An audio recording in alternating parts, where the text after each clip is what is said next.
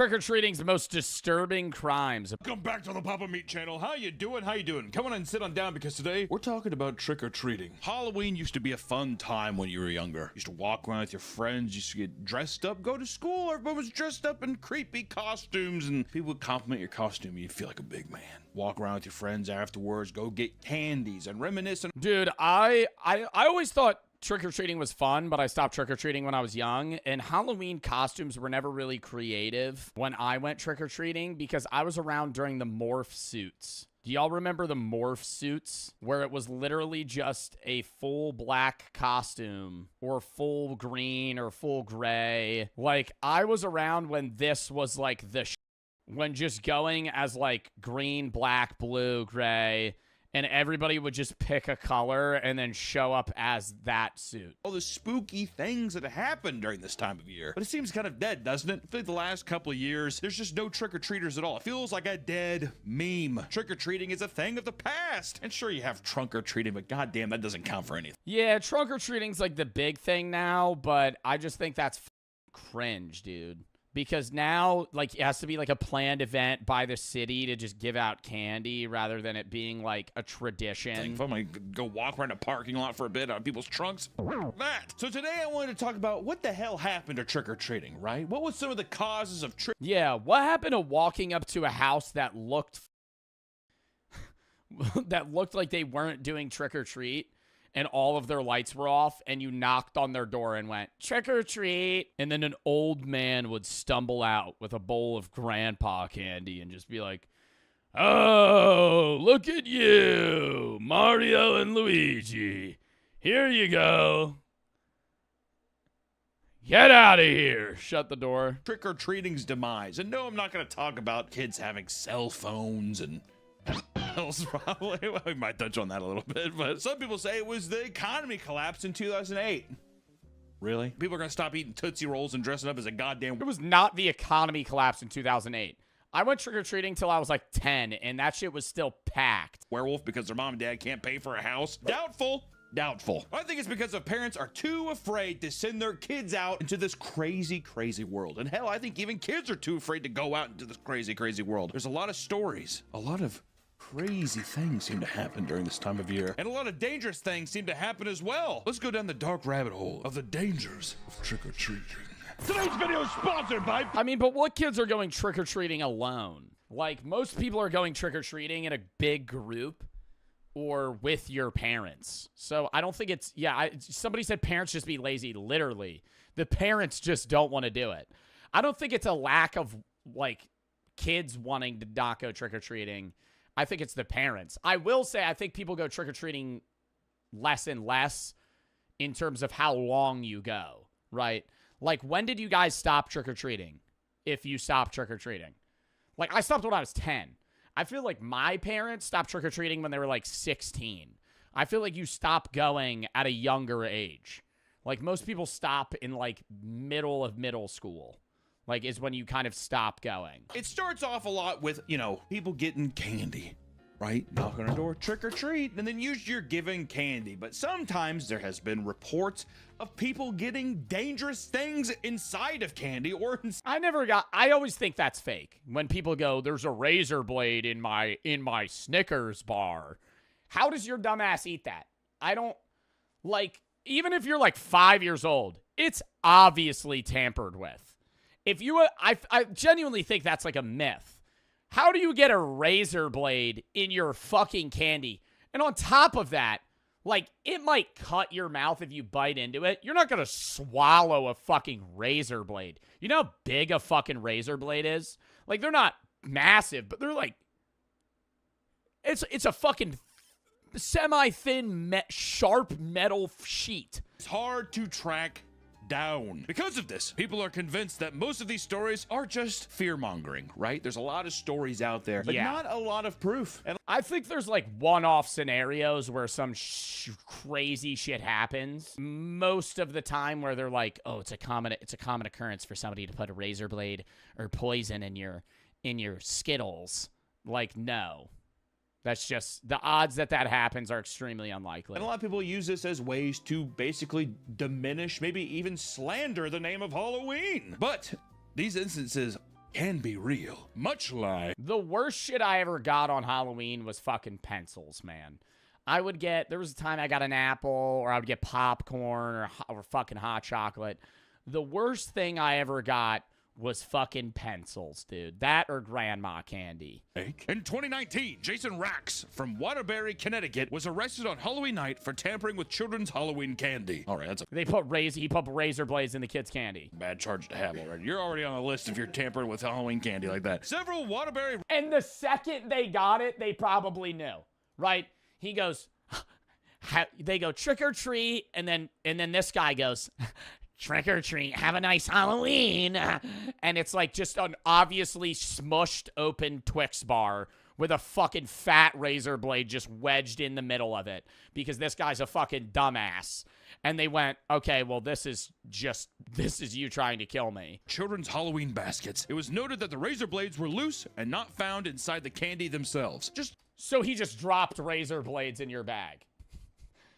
So he gave you a Sour Patch Kids mini size and a razor blade and just went trick or treat and put it in your bag. Throwing in a handful of razors. Gillette razors just flopping around some Tootsie Rolls due to Milk Dud boxes. The man believed to be responsible for this incident was 37-year-old Jason Rax, who was taken into custody almost immediately. Rax told the police that they accidentally spilled the candy bowls that he used to hand out the treats in. The same... I mean, who owns razor blades, though? Like, I've seen them. I've never gone... I don't even know... Where do you go? Home Depot? I've never gone to a store and bought razor blades. And then you just have a massive amount of them that spill into your candy bowl. Razor blades in was the bowl we so happen to have our Skittles in, man. Don't you believe me? And I hate to say this too, but I will say this looks like a man who would hand out razor blades too. Yeah. I think they gotta get you purposely looking fucking terrible in these shots, right? I think I've read that they purposely wait Just a long time, so you're just tired as shit.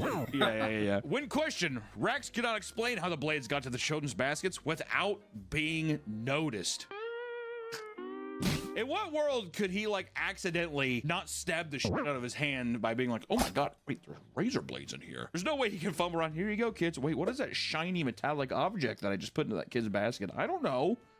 I'm gonna give him. And then what did he think would happen? That they would, like, kill their friend or something? Like, worst thing that happens if somebody puts a razor blade in your bag of candy is you reach your hand in there and it cuts you. Went to Lowe's, got his candy there and razor blades, and then he just dumped the basket. Why Lowe's for razor blades?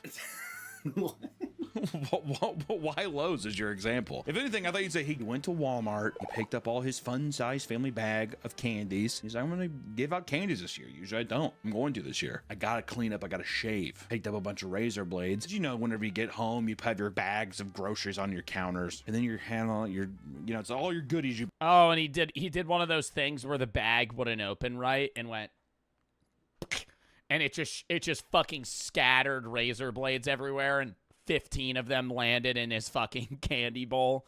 But ooh, I get you're snacking all the stuff you want to snack on, and then coincidentally, not with the sleight of a hand, oops, in the bowl with the candy.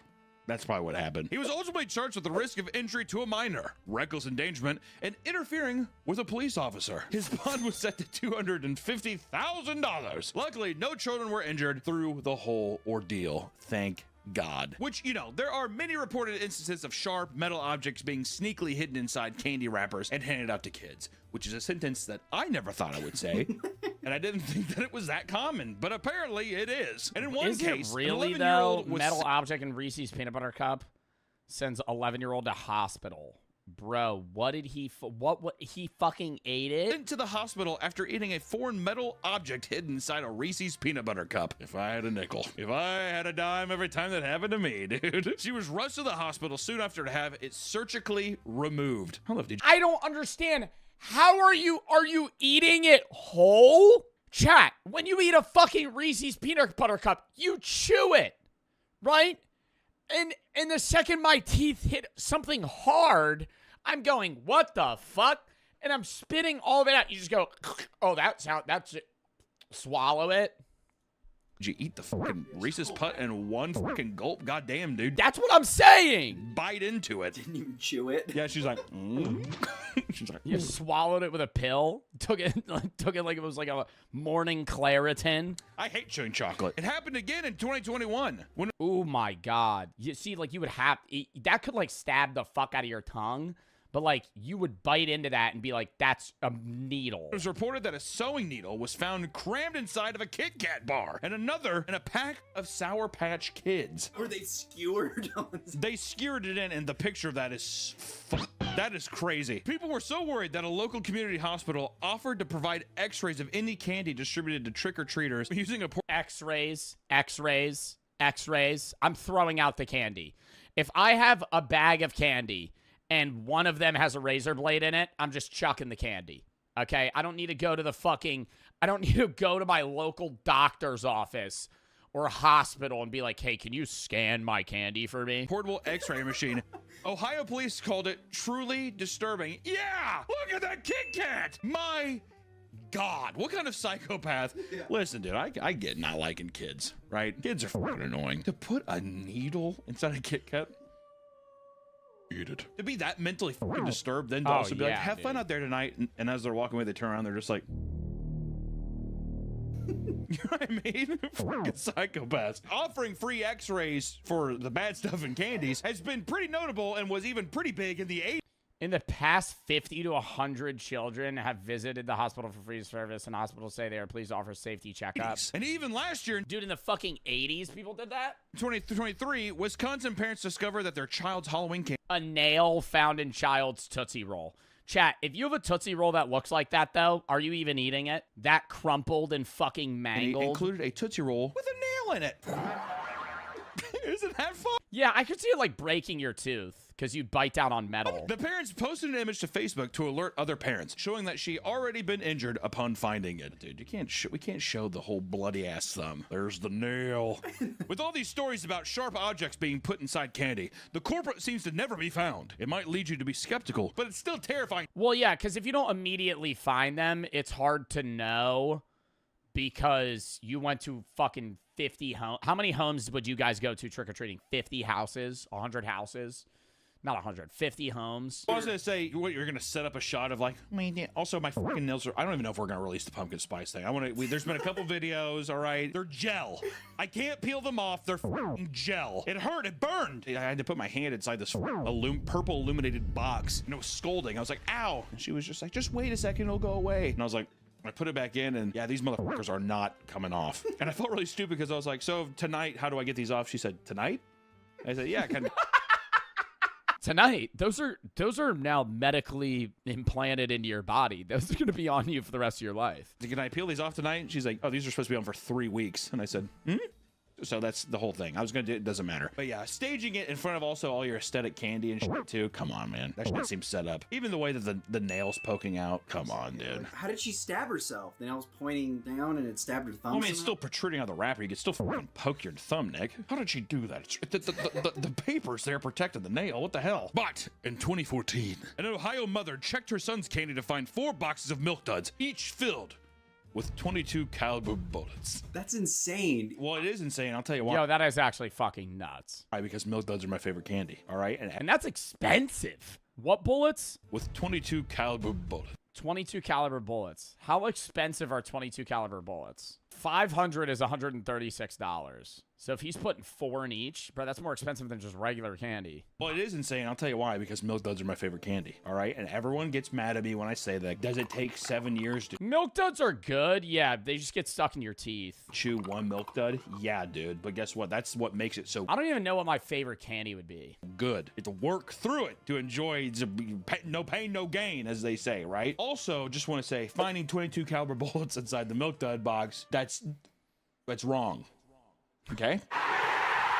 Chrissy Campbell's 4-year-old son, Landon, came home, bringing along some candy that was given to him from his preschool. What are you going to give bullets to a kid for? I mean, what the fuck do you expect him to, a 4-year-old to show up to school with a gun like that? What are you talking about? He has to have the 22 caliber gun, dude. If you're going to fuck with kids like that, at least make it to where, I don't know. Is he going to say at least make it to where they have something they could use? Was he about to say at least make sure they own a gun? Thing full of tacks. And they're like, ooh. And they eat it. Chocolate blood on the top. The large bag that contained these items had the children's name written on them. The motherfucker knew who they were.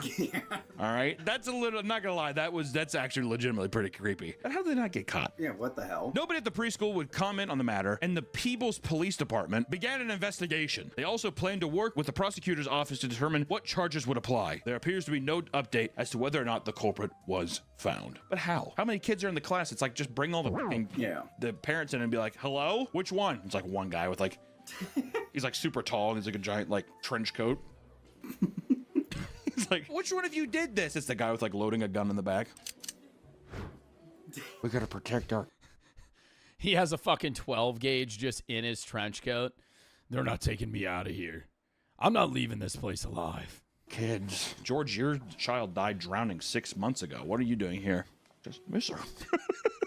It would be some shit like that, you know what I mean? If I can't have my baby girl, no one can have their baby girls. I bet you the mom saw the Milk Dud boxes, shook them. Oh, they're Milk Duds. And the guy was handing. What the hell are you saying? Chocolate orbs are not going to sound like bullet casings. Yeah, metal. That's what a Milk Dud sounds like. Sounds like a little canister of pennies. What the hell? Like you're sympathetic to the mom who's just like, yep, those are Milk Duds. Start popping off in her hand. I'm just saying, I think that. You seem like the fucking guy that would do it then, dude. You kidding me? I was just a big deal. I didn't. Easy mistake for anybody, really. If razor blades and sewing needles weren't bad enough, imagine checking your child's Halloween candy and finding drugs. Oh my God, drugs. No! Like in 2019, when a mother from North Plains found a purple chewable Advil pill in her child's Halloween candy. Bro, I thought you were going to say like MDMA or some shit. They gave me Advil. Advil, just let me know. I'll give you a Advil. Is Advil that bad? Can you get one Advil? I mean, like, if it was like, here's a whole thing of Advil, I'd be like, well, that's irresponsible. But I think it was just one. Yeah, if the whole sweet tart thing was Advil. Yeah, exactly. It's like one of those like candy necklaces. Like that. Typically, the most common culprit that is found in candy is meth. Hey, who's got a sweet tooth? Meth. No, I do. Horror stories like this have consumed parents around the Halloween season, specifically due to a recent story involving fentanyl, the boogeyman. Oh, I thought it was going to be MDMA. The boogeyman of, And sweet tarts. of the drugs lately. In October of 2022, 12,000 suspected fentanyl pills were found in various bags of candy. That's not a can of Whoppers. Fentanyl pills were found in various bags of candy, as reported by the DEA agents at LAX, just at the airport. 12,000 pills. What the fuck is fentanyl? Oh my God, look at that. Look at this Whoppers case. Okay, Whopper certainly has changed their design. It's also, anybody carrying around a box of sweet tarts, check that mother. Who the fuck eats sweet tarts? Or even Whoppers for that matter, dude. Whoppers something malt. I liked Whoppers when I was like 8. And then I feel like as you age, Whoppers taste worse and worse. That's like some 1950s candy, dude. I want popcorn and malt balls. Because they have nothing else. People were just like, why don't you eat anything else? Literally, Coca-Cola and malt balls. Put me in a fentanyl flop over getting a box of sweet tarts and Whoppers, dude. Are you kidding me? Unfortunately, the suspect fled prior to being detained, but has been identified and is currently part of an ongoing investigation. Once again, nobody really arrested besides the first guy at the very beginning with his mishap with razors in a bowl. How have we not caught anybody else? Now I kind of believe him too. It feels like an accident. Everything else that's real, they're getting away left and right. He's like, I have nothing to hide. There was an accident. It was an accident. Even back in 2017, reports of fentanyl blotters were found all around Canada during Halloween time. Blotters are a type of paper used to carry liquid solution of a drug. Typically, you see that with Oh my God, they were giving people like LSD or just blotters of fentanyl? the LSD you put in your tongue. Don't take the brown acid. That kind of thing. That's a blotter. Oh, look at that one. That one's cute. It has a little witch on it. How festive and fun. Eat this razor blade.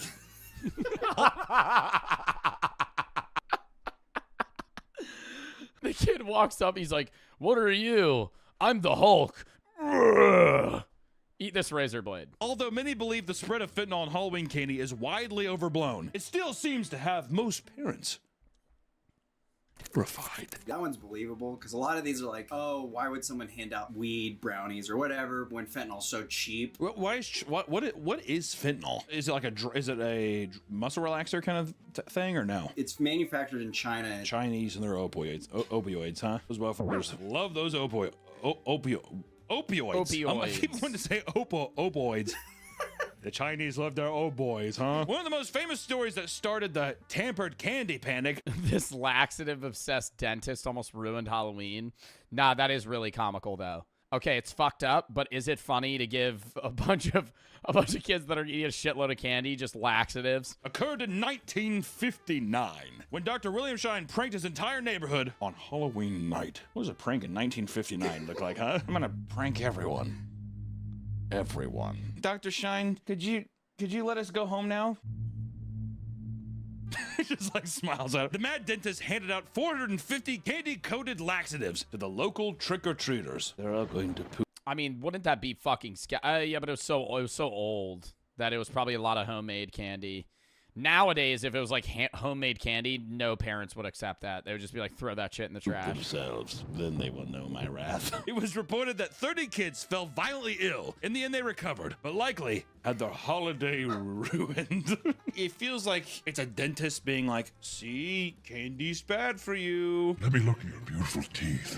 You'd think dentists would want kids to eat candy so they could do surgery on them. Yeah, they get more business. And get money. Yeah, I always imagine that every dentist is like sadistic. Like they love you. Oh, you have a cavity. With like a machine, like some made up machine. They're like, You have to fill it today. put it on your deal and they're like rotating around or whatever. It looks like a fucking like Tim Burton device or something. I have to get the cavity. It's very deep. The townsfolk traced the tampered with candy back to Shine's place. The doctor was charged with several crimes, including outrage of public decency and an unlawful dispensing of drugs, which in 1959, you know, the guy was just like, hey, they pooped. They pooped. It's not that big of a deal. It's not a big deal. You shit every day. Look at you. God. People are so soft now. Becky ate a nail yesterday. They're like, those are nails, not pharmaceuticals, doctor. This is just one of the many rare stories that instilled fear in the minds of parents around the Halloween season. And these are the kind of stories, too, I can tell. Definitely, you'd say, well, did you hear about this one? Oh, like holding your daughter back. Oh, or what about her? Go home, run, go home. But in 2023, an 11-year-old... Yeah, parents covering their fucking kids' ears and shit. I'm never doing that when I have a kid. If I got a curse, I'm not going to be like, this fucking idiot. Kid's just going to be sitting right there. Yeah, that fucking dumbass. And then I turn to the kid. You can't say that until you're however old. Sean was given laced treats by a group of boys on electric scooters. With ski mask on. I think we call them hoodlums or thugs. One day in Christchurch, New Zealand, a schoolboy was trick-or-treating with his friends for the very first time in the suburb of Parkland with his mates. Red flag number one. I mean, imagine anybody. My age or what, even if my friend, if you came up to me and you're like, eat this, I'd be like, no. You know what I mean? What, random boy, ski mask on? Imagine someone like a masked person, eat this. Okay. I don't give a fuck how young I was. There's no way I would do that. Would you? I did that to my friend. I gave him cat food, cat treat. Did he eat it? Yeah, he took a bite. He's like, what is this? He couldn't smell that it was a cat. I remember we bought one of my friends a pup cup at a ice cream place because he was like showing up late because we were all getting ice cream and he was like, get me ice cream. We were like, okay. We got him dog ice cream. He's eating it. He's like, dude, this tastes kind of weird. He's literally biting the dog treats because they're like not really shaped like dog treats, but they're like dog bones. He's like, it tastes like bone meal. Of course, they look like cat food, I would imagine. They're like little stars and fish shaped. But it probably looked like cat food, though, right? Probably. As soon as he ingested the treat, his throat and mouth started to burning and his lips were tingling. Soon after, he started to have bad stomach pains. What the fuck? Did they give him like cyanide or something? God damn. Not knowing what was ingested, the mother began panicking. The child, who had serious allergies. Yeah, I like how he's like, I'm allergic to everything. Like, eat this. Okay, fine. I'm allergic to everything, but I'll eat whatever you tell me. He had serious allergies. Thought he was about to undergo anaphylactic shock. Choked to death. As the night progressed, the boy began to throw up repeatedly, and the stomach pains became more and more severe. And eventually, the mother's teenage daughter alerted her that there was talk of teenage boys putting laxatives in lollycakes. What's up with laxatives, dude? Apparently, they had been handing them out all night to unsuspecting children. If I was a younger guy and I was like, I'm gonna give away lollipops to kids and it's gonna make them shit their pants, on paper, pretty funny. In practice, horrible. Also, if your kid is like severely, let me just go off on. Yeah, it's funny as a hypothetical, but fucking horrible to actually do. For you to be like, this is funny, and then actually go out and basically poison children is like an entirely different thing. On this mom a little bit. If your kid is severely allergic to a bunch of different and he's like, I just ate something random. My stomach hurts. My lips are burning. Why would you just be like, well, we'll see what happens in a few, let's give it a few hours. Why would you not rush him to the hospital? There's enough time for your teenage daughter to come home and be like, oh yeah, kids are putting like pharmaceuticals and lollipops. She's like, oh good, you're just going to poop for a while, sweetheart. Have a good night. And the kid's like, roll around. You know what? Let's give an award for worst mom so far of the year. Have you ever drugged your friends? No. Have you drugged your friends? One friend. Dude, having the stomach virus or throwing up when you were a kid was so ass. It's like there's an age where a kid is able to hold in their vomit, but before that, it's just you kind of feel like shit and you say nothing, and then you just, as you're telling your mom you feel like you're gonna throw up, you just yak. I don't feel so and just all over the fucking place. I don't know why I don't feel just fucking yaks. Now, like, I had the stomach virus literally, like, last year. I mean, you feel like shit, but I know when I'm going to throw up. Why? Well, it was a month prior to my birthday. He, like, put caramel in my ear when I was sleeping, and I got a huge infection. So, for my birthday, I had my brother put sleeping pills in his drinks all night. So that he could fall asleep. That sounds illegal. We could fuck with him. Well, he never fell asleep, but yeah, it was illegal. You and your friend group sound miserable. Caramel in your ear? That sounds fucking awful as well. Well, I was at the birthday party. The rule was whoever fell asleep, everyone gets to fuck with. But I had a tummy ache. Don't say Dude, I remember when I was in 3rd grade, I fell asleep early on the overnight school sleepover. I woke up. One of my friends was teabagging me, dude. I'll never forget that day. tummy. I would have put caramel in your ear too, dude. My tummy hurts, but don't mess with me. I'd be like, I'm f***ing with that guy. In 2017, a mother from Florida discovered a prescription painkiller, That shit tramadol, was brutal. in her 3-year-old son's candy bag after attending a Treat Street event. God damn, once again, it's like we're on the same street. You know what I mean?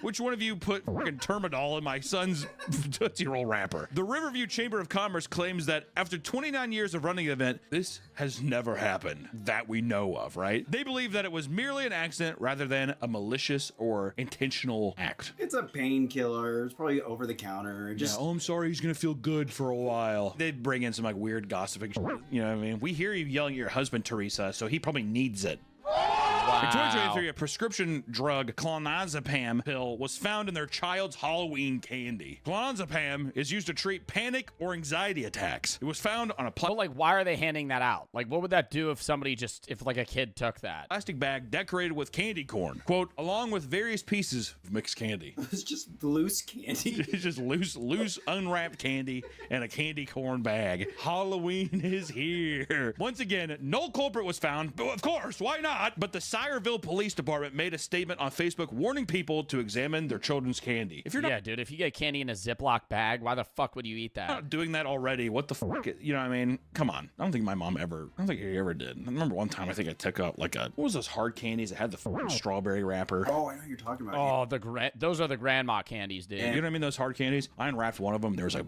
long black hair wrapped around it. What my fat ass did, I did.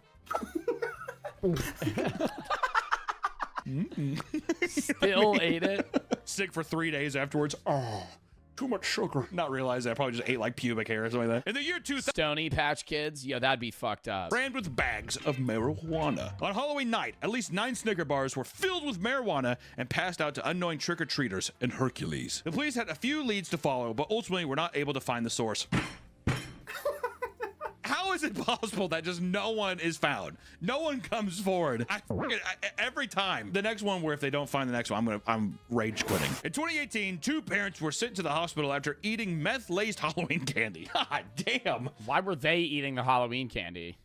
Like, now that's a fucking trick or treat right there. Holy shit. You just got tricked. You know what I mean? We gave you the candy. Why are you tricking us? You just got tricked. The Oregon Sheriff's Office made a statement about Halloween candy reportedly being altered in the Aloha community. While the family was trick-or-treating, they ate a packet of Sour Patch Kids and began to feel Your parents didn't take your candy? Well, my parents were divorced, and No, my candy was my candy. Sick. The leftover candies were taken in for an investigation and were tested positive for presence of methamphetamine. Fortunately, none of their children ingested any of the laced candy, which I think is unfair. Yeah, that's just RNG, dude. I think we got to go down as a family. If daddy and mommy eat a piece of meth Sour Patch Kids, then I think the children should as well. Only fair, right? Who bought you the costume? Bro, Brooke's done that to me. Not with meth, but with like old sushi.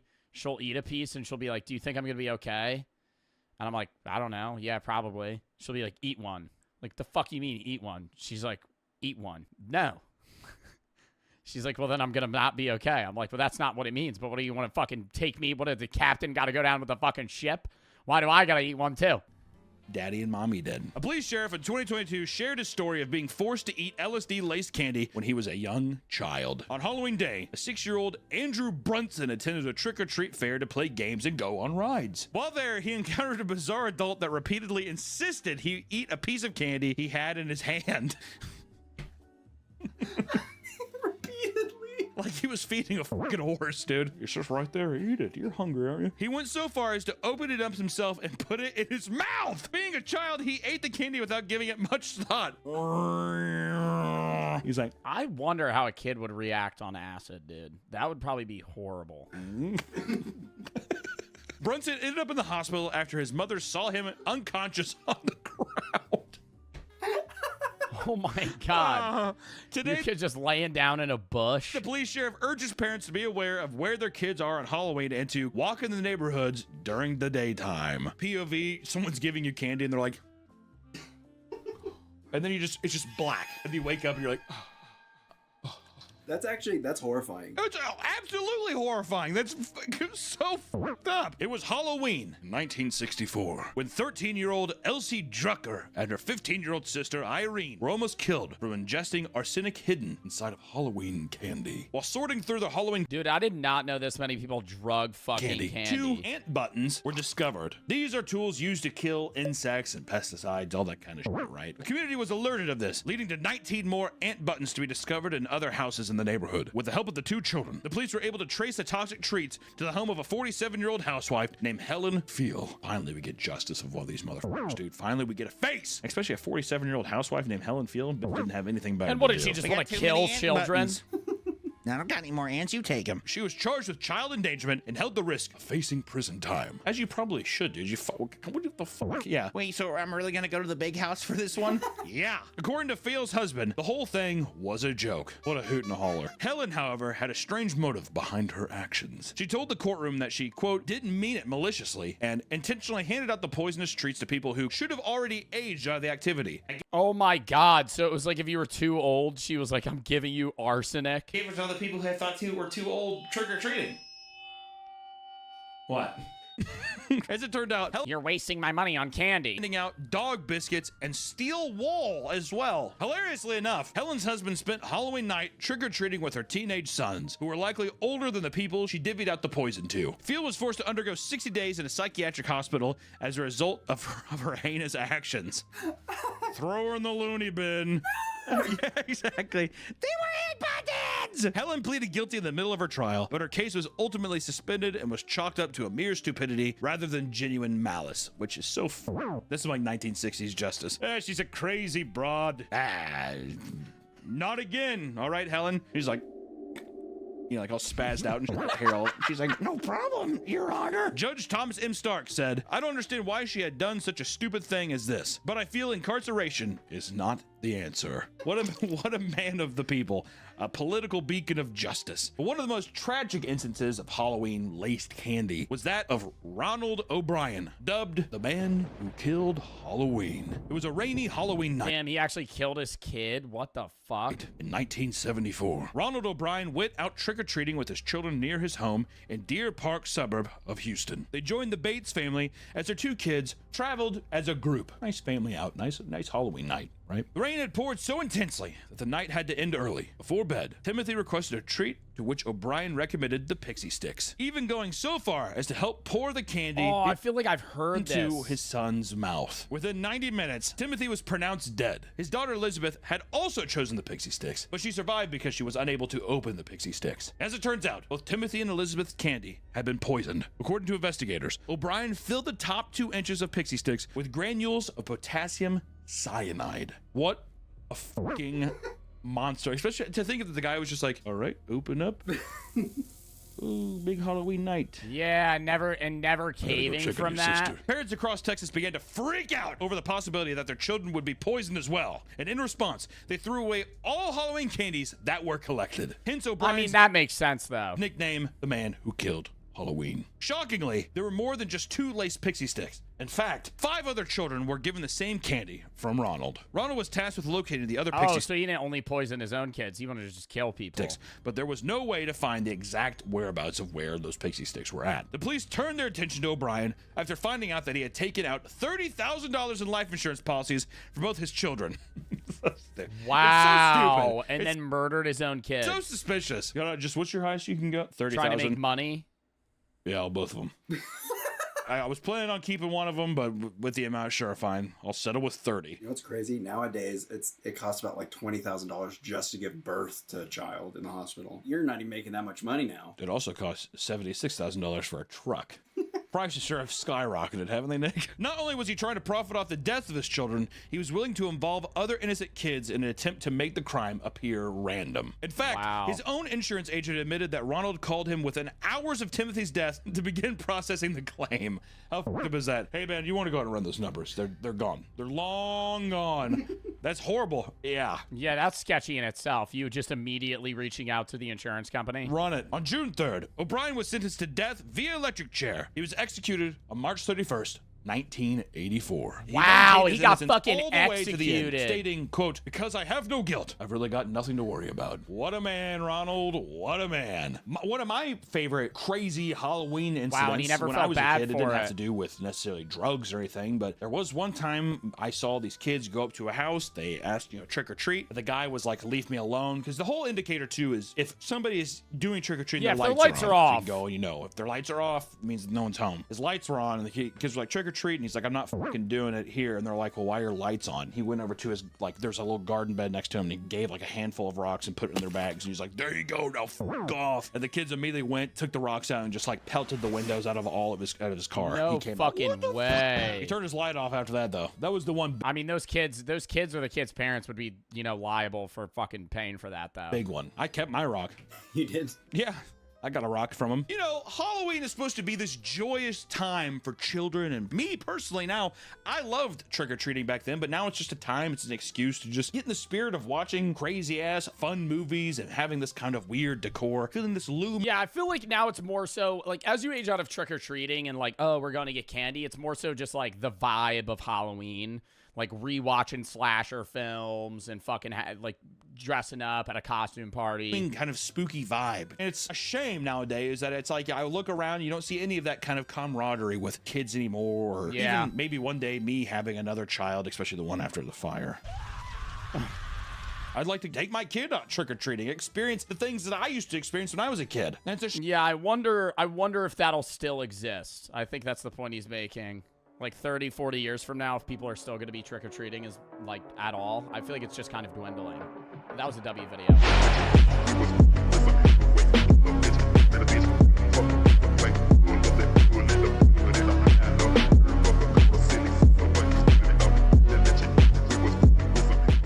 Analyzing the 10 greatest thumbnails of all time. One of the most important parts of any YouTube video has nothing to do with the video itself, for it is the thumbnail, of course. It's like 90% of YouTube, dude. If your thumbnail sucks, you get no views. It's literally that. It's that cut and dry. You could have the best video ever, and you could have the most entertaining YouTube video ever, and if it's just like a thumbnail of a random, like, still screen point in the video where you're just like, Because that's YouTube's auto-generated thumbnails, by the way. What about Dante's thumbnails? When you're somebody that's known on YouTube, like Moist Critical or Dante or somebody, it's easier to get clicks just because of your name basis, right? It's their style of just having no thumbnails, and it works. But for 99% of YouTube, you need a thumbnail. This is the first thing that viewers see. Especially for new viewer bases. It decides whether or not someone will click and watch your video at all. And for me, well, I'm still trying to figure that out. Now, my videos are just some of the 3.7 million uploaded to YouTube every day. And with that many 3.7 million videos get uploaded to YouTube every day. Where do they hold that info on a storage center? videos comes just as many thumbnails. Some better than others. Today we are going to take a look at the top 10 greatest YouTube thumbnails of all time. How is he gauging what the greatest YouTube thumbnail is? The highest CTR? The Mr. Beast curing blindness? Notice how greatest is in quotation marks. It's also hard. It's crazy to see how many A/B thumbnail formats Mr. Beast has. When I post a video, I have one thumbnail. I will post that thumbnail, and if the video flops on CTR, it flops, right? It just has a bad click-through rate. Or if it's less videos, it might be because of the video itself. But Mr. Beast has like 40 different styles of thumbnails per video that he posts, and they swap through a lot of them to see which does the best and then maintains that. But each thumbnail will have such a micro difference. He'll have thumbnails where he's like this.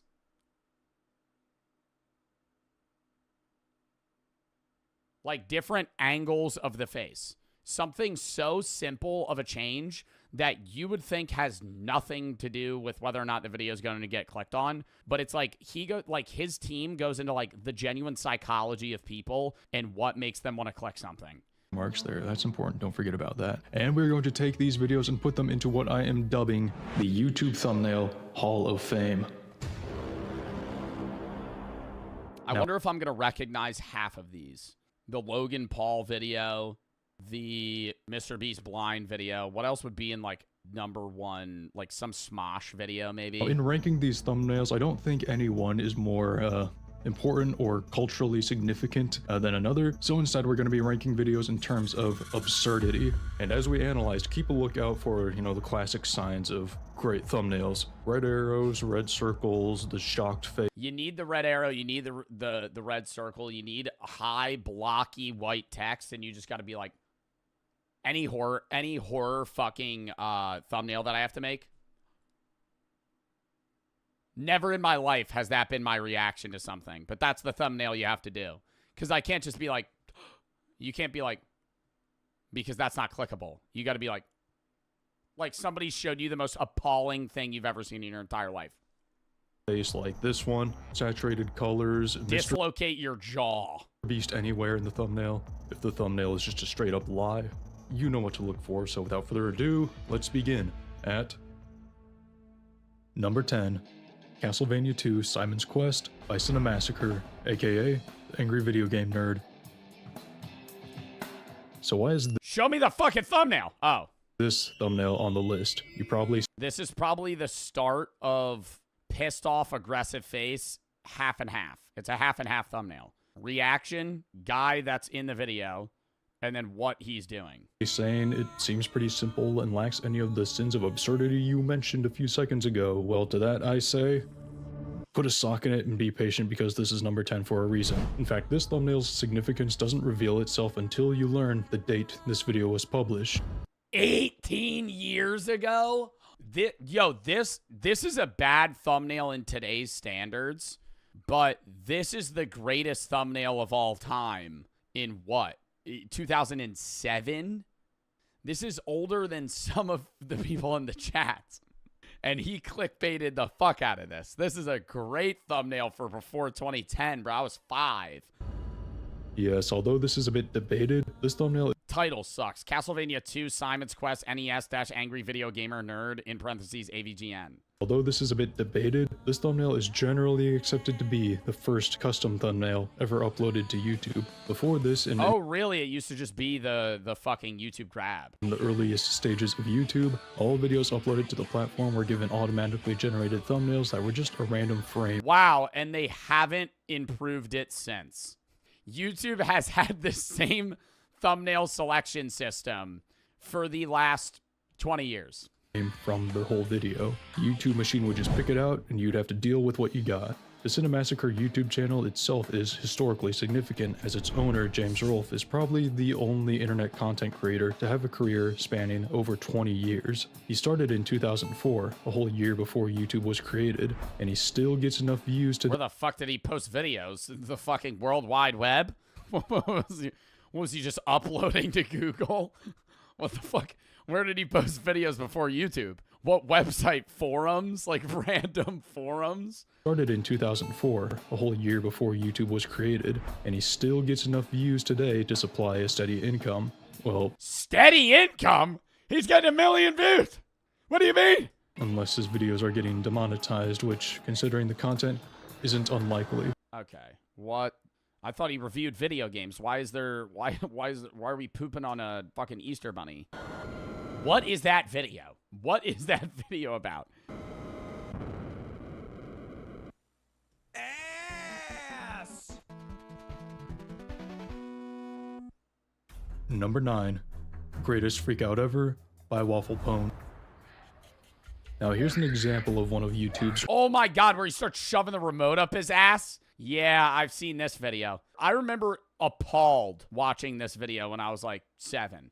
Just going, randomly generated thumbnails, but this one kind of worked pretty well because this classic sits now at over 112 million views. Greatest Freakout Ever is one of the OG viral videos. It was uploaded in 2009. Hold it right there. Yes. While most of you probably recognize this video from this iconic thumbnail, let's bring it back to the beginning. If you've never seen this video and you've been living either under a rock or skibbity toilet your entire life, let me explain.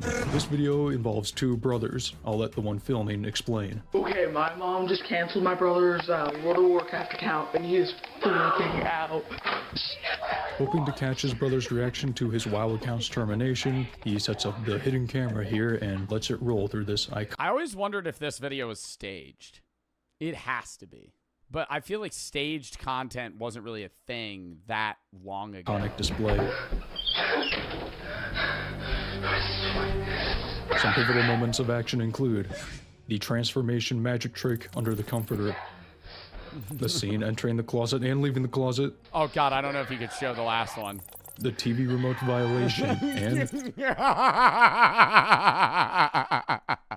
the shoe. It was a disappointment to many at the time to learn that this freakout, along with the many others they made, were indeed fake, and they actually ended up spawning a whole Oh, it was staged. They had a whole series. new genre of freakout videos on YouTube. But out of all of them, it is this video that still lives in the minds of many, and this thumbnail that is one of the most recognizable of any of the classic viral videos.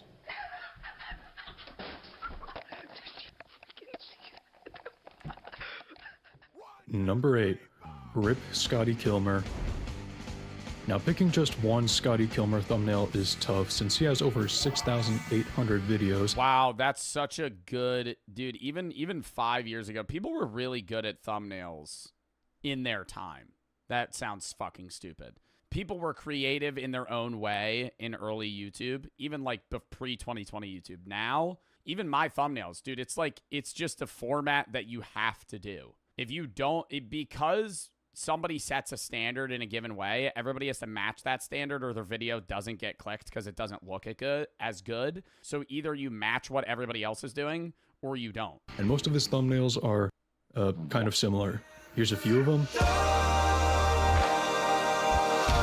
Okay, so that was 100, and there's definitely a theme going on here. We've got our first offenders here with red arrows making frequent appearances. Rev up your engines! Scotty Kilmer is a It's simple, but it works. YouTube car mechanic, and it can be argued that his career spans even longer than the aforementioned James Rolfe, having started out hosting a TV series on CBS somewhere between the mid-80s and early 90s. So with a career like that, and having probably made more thumbnails than anybody, it would be a shame not to put at least one on the list here. So let's pick out a few. We've got more circles and arrows going on here, but I think my Ice cold. How to keep your car's AC blowing ice cold. Ice cold. Arrow. It's stupid, but if you don't have it, people don't watch the video. And people make fun of me for my thumbnails all the time. Because if you look at my thumbnails, like if this ever became a video, it will literally be me reacting to a stupid fucking thumbnail. But if you look at my thumbnails, like I'm sitting, you would go, oh, this is just dumb, dude. But if I don't do it, it doesn't get CTR. When reality TV goes too far, MILF manner. Gamer pays for a girlfriend, but it's his cousin? I think I'm good at titling videos, though. I make my shit basic. People be titling shit way too long. My favorite still has to be the RIP Scotty Kilmer. It's a Fair. classic. I remember the first time I saw this thumbnail pop up, I thought it was real until I saw it was uploaded by Scotty Kilmer. Yes, that is another bonus point for a bit of a dishonest fib here. He is in fact not resting in peace, but you can't get mad at the good old Scotty. I think he's used this thumbnail for at least 6 separate videos at this point. So He just used the same exact thumbnail. Didn't even tweak the text or the color saturation. Just fucking copy and paste it. there's a good chance you've seen one of these pop up in your recommended section too. And there's a good chance Every time they get less and less views. it's working. These videos have a good amount of views to them. However goofy Scotty's thumbnails may be, they just work. Just like my car works after watching his repair videos and stuff most of the time. I think I'm doing this right. Number 7. 1,000 blind people see for the first time from... Did he ever change that? Is that still the current thumbnail on YouTube today? Where it's like the kid with a headband on and he's like, oh, he did change it. Why'd he make it a grandma versus a kid? Still the same? Dude, like, this looks like a video where they have their eyes peeled back through, like, cables. Like some, like, horror scene. Like, this doesn't look like a happy cry. This is, like, scary. Mr. Beast. So it works. So here we're starting to make the transition from the historical classic videos of YouTube into the more modern day thumbnails, clickbait, and whatever this horrifying Photoshop job is right here. Now Mr. Beast has a whole team behind his thumbnails making sure that they are as optimized and eye-catching as possible. The success of Mr. Beast thumbnails have completely changed the style of YouTube, which is why It changed the style of YouTube too because there's so many creators on YouTube now. And back in the day, dude, I'm talking pre-2016, a lot of what you did was straight up original. Now there's so many people and so many people that think they have original ideas, but in reality, people have already done what you think that is new 5 fucking times. So unless you thumbnail and change your video to draw people to your personality rather than the video itself, then your video won't do well. Like, for example, my reaction to the video about people being allowed back into North Korea. There are probably 10 other YouTubers that watch that video. But I have to grab you, if you're a new viewer of mine, to watch mine to see my perspective specifically. at least one of them deserves a spot in the Hall of Fame. And for this spot we are going with this video, 1,000 blind people see for the first time. In this video, Mr. Beast helps 1,000 blind people see for the first time. It's a genuinely pretty great video and a charitable act that certainly deserves its nearly 200 million views. And to achieve that number, Mr. Beast and his team went with this thumbnail, which is oddly unsettling. Okay, we've got two bonus points here with both this face and Mr. The photoshopped hand just... Beast showing up. Although this is a Mr. Beast video, so I think that point makes sense here at least, but it is what it is. I don't make the rules here. This thumbnail is just kind of uncomfortable. I've experimented with it too, bro. He has to be in all of his thumbnails or else they won't get views. Even for my philosophy channel, if my face isn't in the video, the CTR will be 9 times worse. It's so bad. And sometimes there's scenarios where you can't put your face in it and you have to, but it's just, if your face isn't in it, they don't know it's you. And you would think, oh, I'm a viewer, I would know it's you. Your eyes glaze over when you're scrolling for YouTube videos. You first look at the thumbnail, then you look at the title. And if the thumbnail isn't interesting, you're not going to look at the title, so you just keep scrolling. And even if you do watch me all the time, what is CTR click-through rate? It's the percentage of people that watch your video or click on your video. My average CTR may start at like 12%. It probably cranks down to like 5, right? So the majority of people that look at your video don't click on it. To look at. There's the kid staring horrified into the camera with somewhat grotesque photoshopped tears, while Mr. Beast stands behind with his classic smile. It's the sort where his mouth is smiling, but his eyes aren't, and it tends to skeeve people out a bit.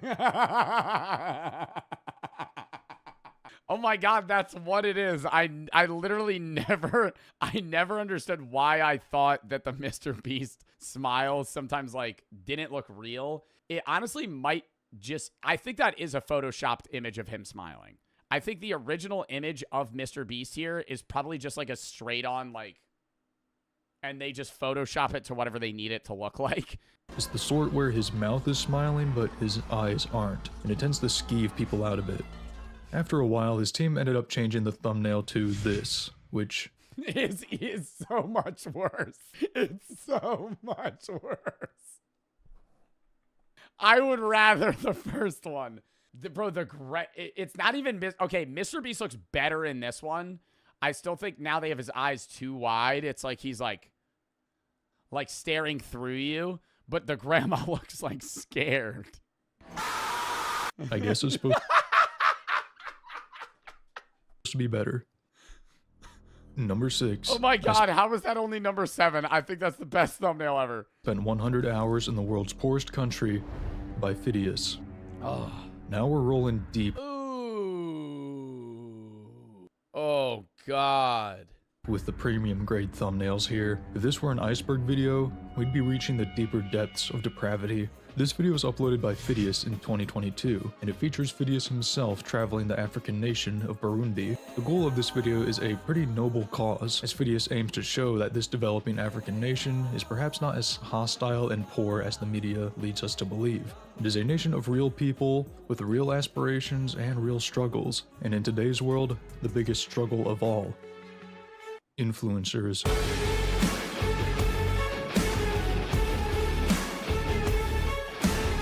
Now, I'd be lying if I said everything Phidias does in this video is bad. It's largely the attention deficit editing and his YouTuber demeanor that just kind of makes things awkward. Yeah, I think that's a problem when you have a very low attention span kid audience and you try to do great things. Like, Mr. Beast's videos are really good when he does great things, but it comes off as entertainment rather than a documentary because the video's 8 minutes long. And they try to keep it emotional, but it's like Cocomelon level cuts. Like every 4 seconds, there's just new clip, new clip, new clip.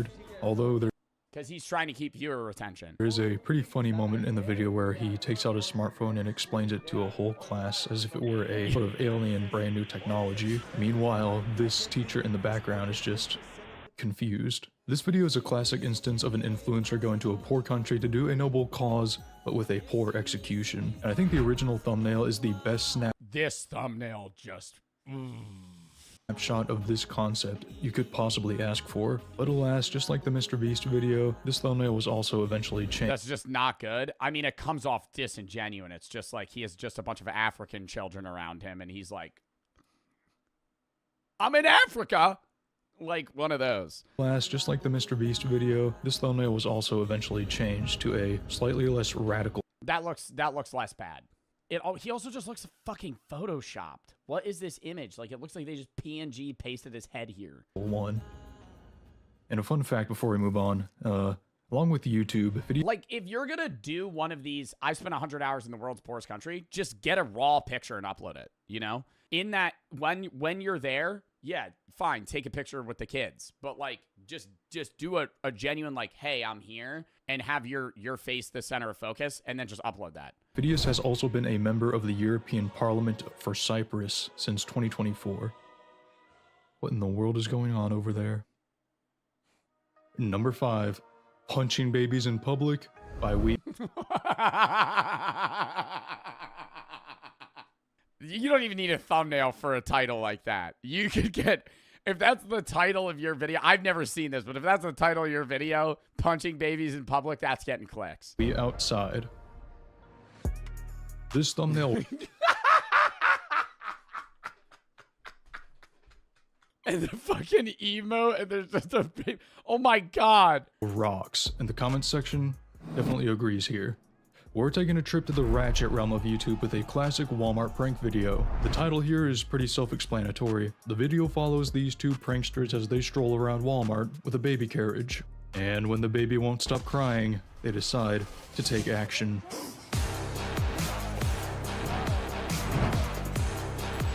Onlookers are understandably alarmed by the scenario, and we get a variety of reactions. Of course, it is eventually revealed that I just think like prank YouTuber shit like this could just always be so dangerous. We watched the videos where there was one guy that had a fake robbery prank and then he got shot in the head like 3 times and died. There's so many videos where they just do these dumbass, but like somebody could just get upset and kill you in this scenario. it was just a doll in the cart all along, and the whole thing here was just a prank. Okay, so let's bring it back. This thumbnail is ludicrous. So let's analyze here. We've got the face, both real and emoji forms, and we've got a golden outer glow here. Also, one of the best things here is that Yeah, what is the golden glow for? neither in the thumbnail or the title do they reveal that this is a prank video. This is a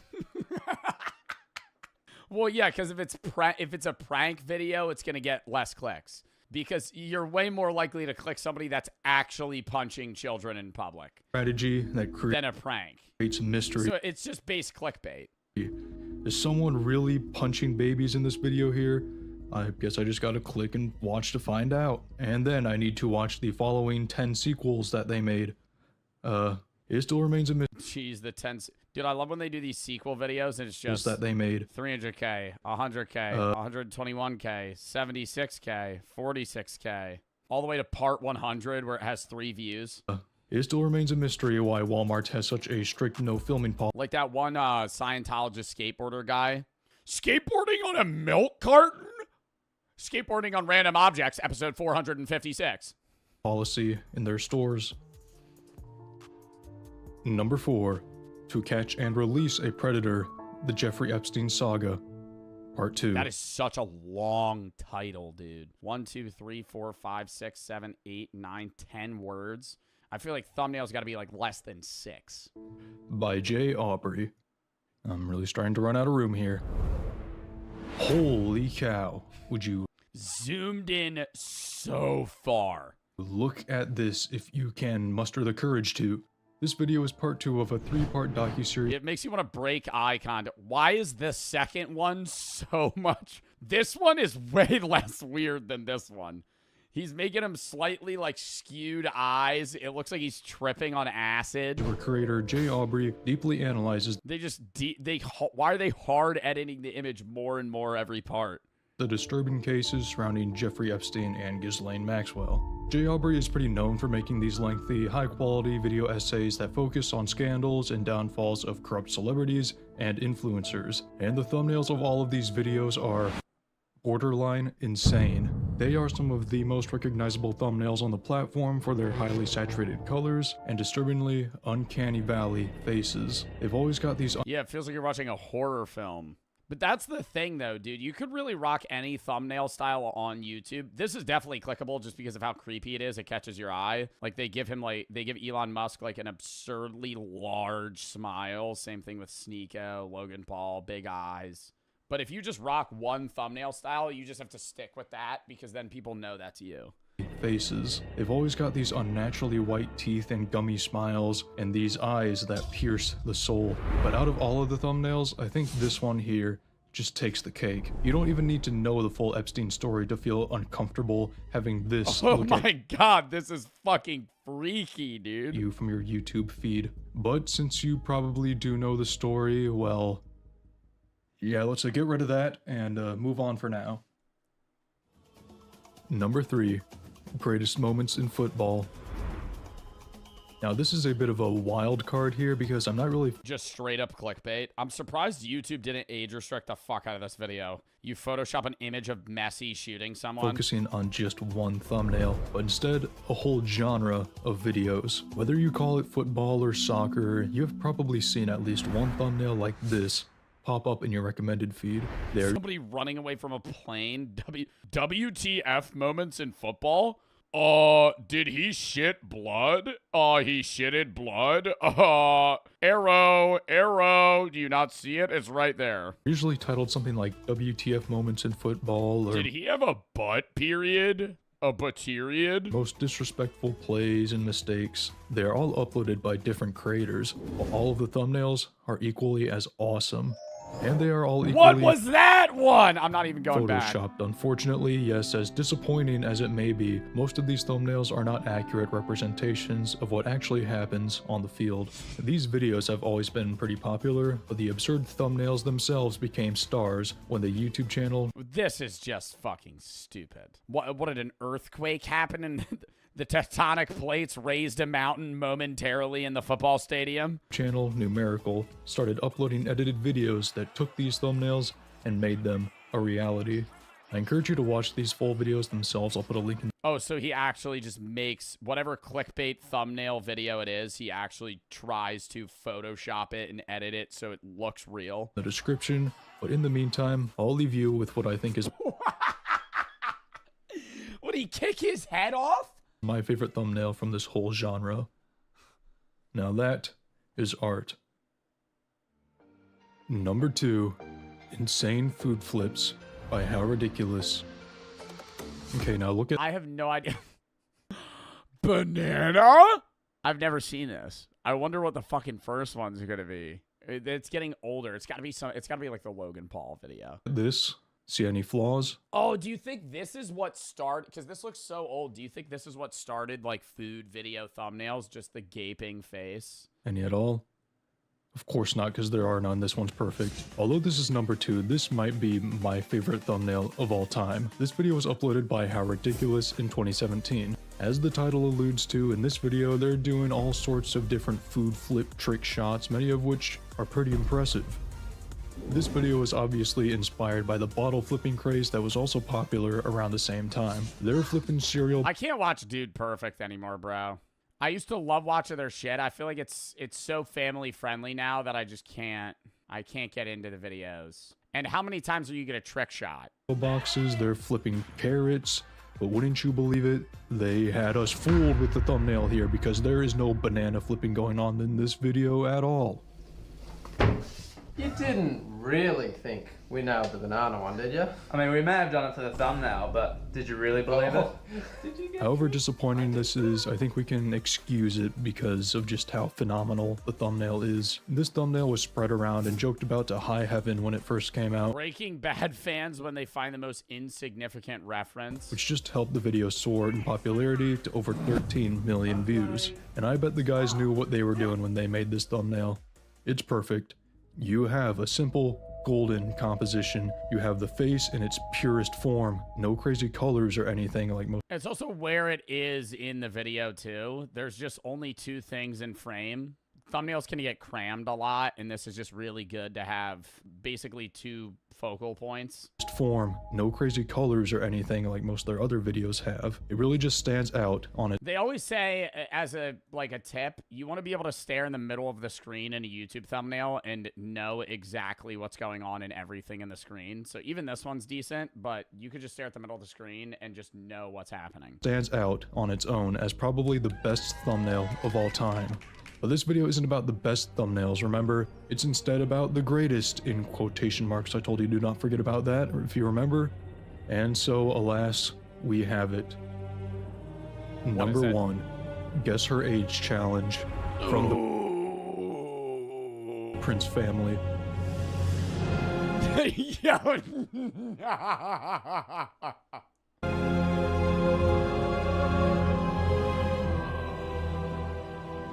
Did they change it? Did they change it? Oh, it's not on YouTube anymore. Oh, no, they changed it. Okay, this one's interesting. It's bold. I guess it did get a lot of attention when it was What's crazy is it's the most clickable because you're going to go, what? first uploaded, but What? Zam, that is a bold move right there. This video was uploaded by the Prince family in 2021, and it features A Damien family YouTube channel, too. That's crazy.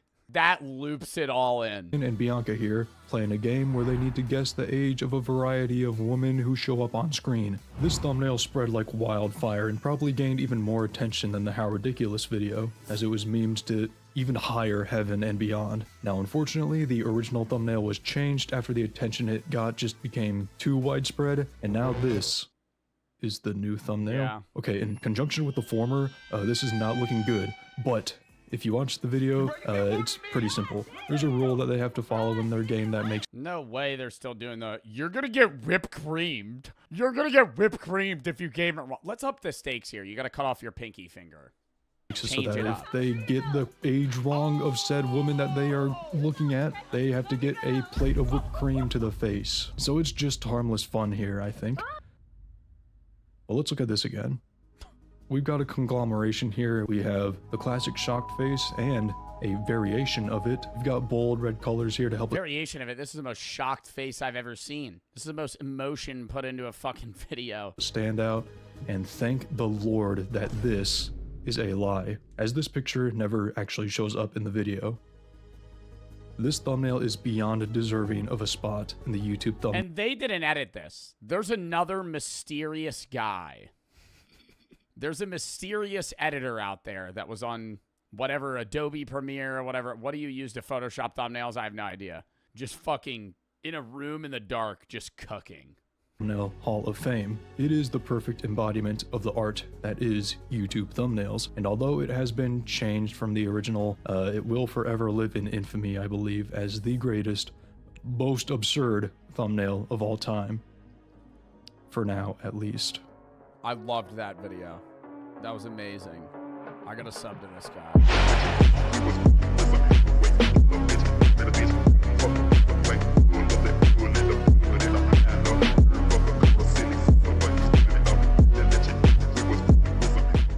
It's a St. Don video. Love St. Don videos. Let's go. Anything for content. And all I have to do is eat this entire carton of eggs with the shell still on it.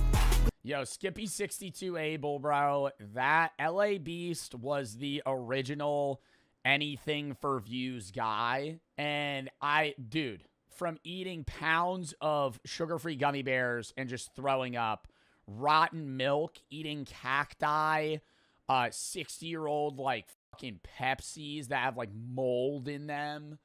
Bro, Houston Jones. Houston Jones is also I think, like, Houston Jones does pain stuff, right? Like jackass level shit. They're actually both ends of the spectrum of the jackass like type content, right? Like, I think the first people to do anything for like views were the jackass guys, Johnny Knoxville, all those dudes, hyped up on drugs, you know, getting their dicks bitten by snakes and fucking eating just gross shit, you know, inhaling like poop fumes, like just weird shit, you know, like not even like like beyond fear factor, right? Fear factor is like, oh, sit in a bathtub of leeches. You know, these guys were like literally running. Dude, the one scene of Jackass I will never forget is when I think they hooked up Steve-O to a gas mask that ran to a tube of one of the guys that had to eat a bunch of laxatives and run on a treadmill. And he would sweat and shit himself. And then the air from that went into Steve-O's mouth. Yeah, or when he got launched into a porta potty, bro. The stuff the Jackass guys did for views, incomparable to anything done on YouTube. But if you were to try, Houston Jones and LA Beast are those guys. Because Houston Jones does stuff that's painful, like getting hit with like, you know, 100 paintballs where he's just like naked, or, you know, slamming his hand into a bed of nails. I don't know, just like random stuff, dude. Swallow these 4 hot dogs. Now we're going to be doing the gauntlet today. I'm going to be drinking a rotten Pepsi, curdled milk, eating a cactus, and then swallowing 5 hot dogs whole. Chewing them. Chow down on this gnarly looking cactus. Yo, twin, let me talk to you real quick. There's not even one person making you do this, bro. In one way, shape, or form, this is a demonstration. Bro, and I don't understand. Okay, maybe it was monetizable like 10 years ago, you know, before like the adpocalypse. But, dude, even in like 2014 when LA Beast was making these videos, do you think they got monetized? I don't know, man. Like, I can't see a world where him drinking a gallon of curdled milk and then vomiting in his washing machine made money. Like, there's no way. Today, that would not be monetized. That would be age restricted now. Are you a busy person? Do you wish that you had an easier way to meal prep your food instead of going to the grocery store and having to pick out things and learn recipes? Well, HelloFresh, the sponsor of today's video, has you covered. HelloFresh recipes are quick and easy, and they're shipped right to your door. You get these little cards, and they tell you everything to do, and you can do it in 30 minutes or less. Everything is freshly packed and organized to make the hassle of meal prepping easier than ever. Instead of having to research recipes and go to the grocery store, it makes my job a lot easier when I'm done stream to be able to just pick up the box, unbox it, and meal prep whatever meal I ordered that I want for that day. So use my code JOEBFM at HelloFresh.com for 10 free meals plus free shipping. Free meals applied as discount on first box. Newer returning subscribers only. Varies by plan. Sign up today. Click the link in the description or use code JOEBFM at HelloFresh.com. Thank you to HelloFresh for sponsoring this video, and let's get back into it. Look at this nigga's face. He's not enjoying 1 second of this. Because listen, the thing about posting content online is there's a process. Bro, the one he did where he puts his hand in some chemical. Do y'all know what I'm talking about?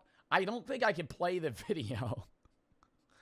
He puts his hand in like this freezing, what is it? Hot ice. Hot ice. LA Beast. Just listen. Oh yeah, it's age restricted. Chat, just listen. Just listen. I'm not even gonna show the video. He puts his hand in hot ice and then dips it in the toilet, and he gets like 3rd-degree burns. Listen. Oh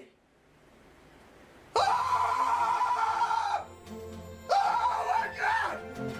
Oh, this is hard. Oh, okay. Oh, my head is burning. That shit was peak content, bro. I gotta say, yo, nothing matched LA Beast. You see LA Beast, bro, eating 2 pounds of sugar-free gummy bears. You're like, oh, I'm in for a treat. Like, watching that. Dude, the one where he drinks, the one where he drinks the curdled milk is actually disgusting. Like, dude, if you want to go down a rabbit hole, just watch all of LA Beast's videos.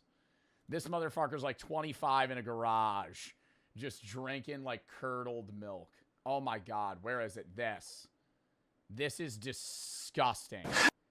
Actually disgusting. Where is it? I'm not gonna show him drinking it. I'm gonna show him pouring it.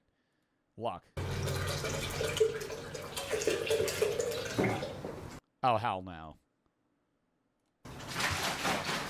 No, it's so curdled it can't even pour out of the gallon. Before you post something, he's like, I left it out in the sun for 3 days. first comes the idea, and that's where we should have stopped.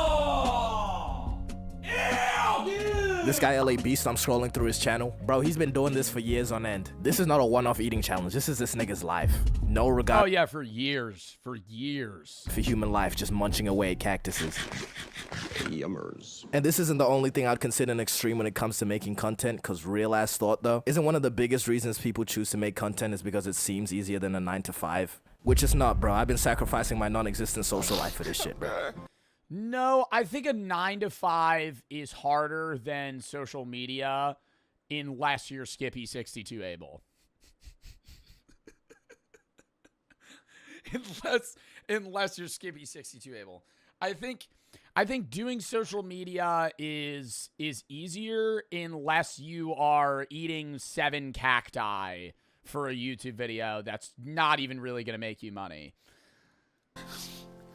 Cut the show. That's LA Beast, chat. I'm done. But when your content consists of you putting yourself through physical trials and tribulations, you gotta really ask, is the oil rigs that bad though? Cause think about it, you come home from work dirty as hell covered in oil.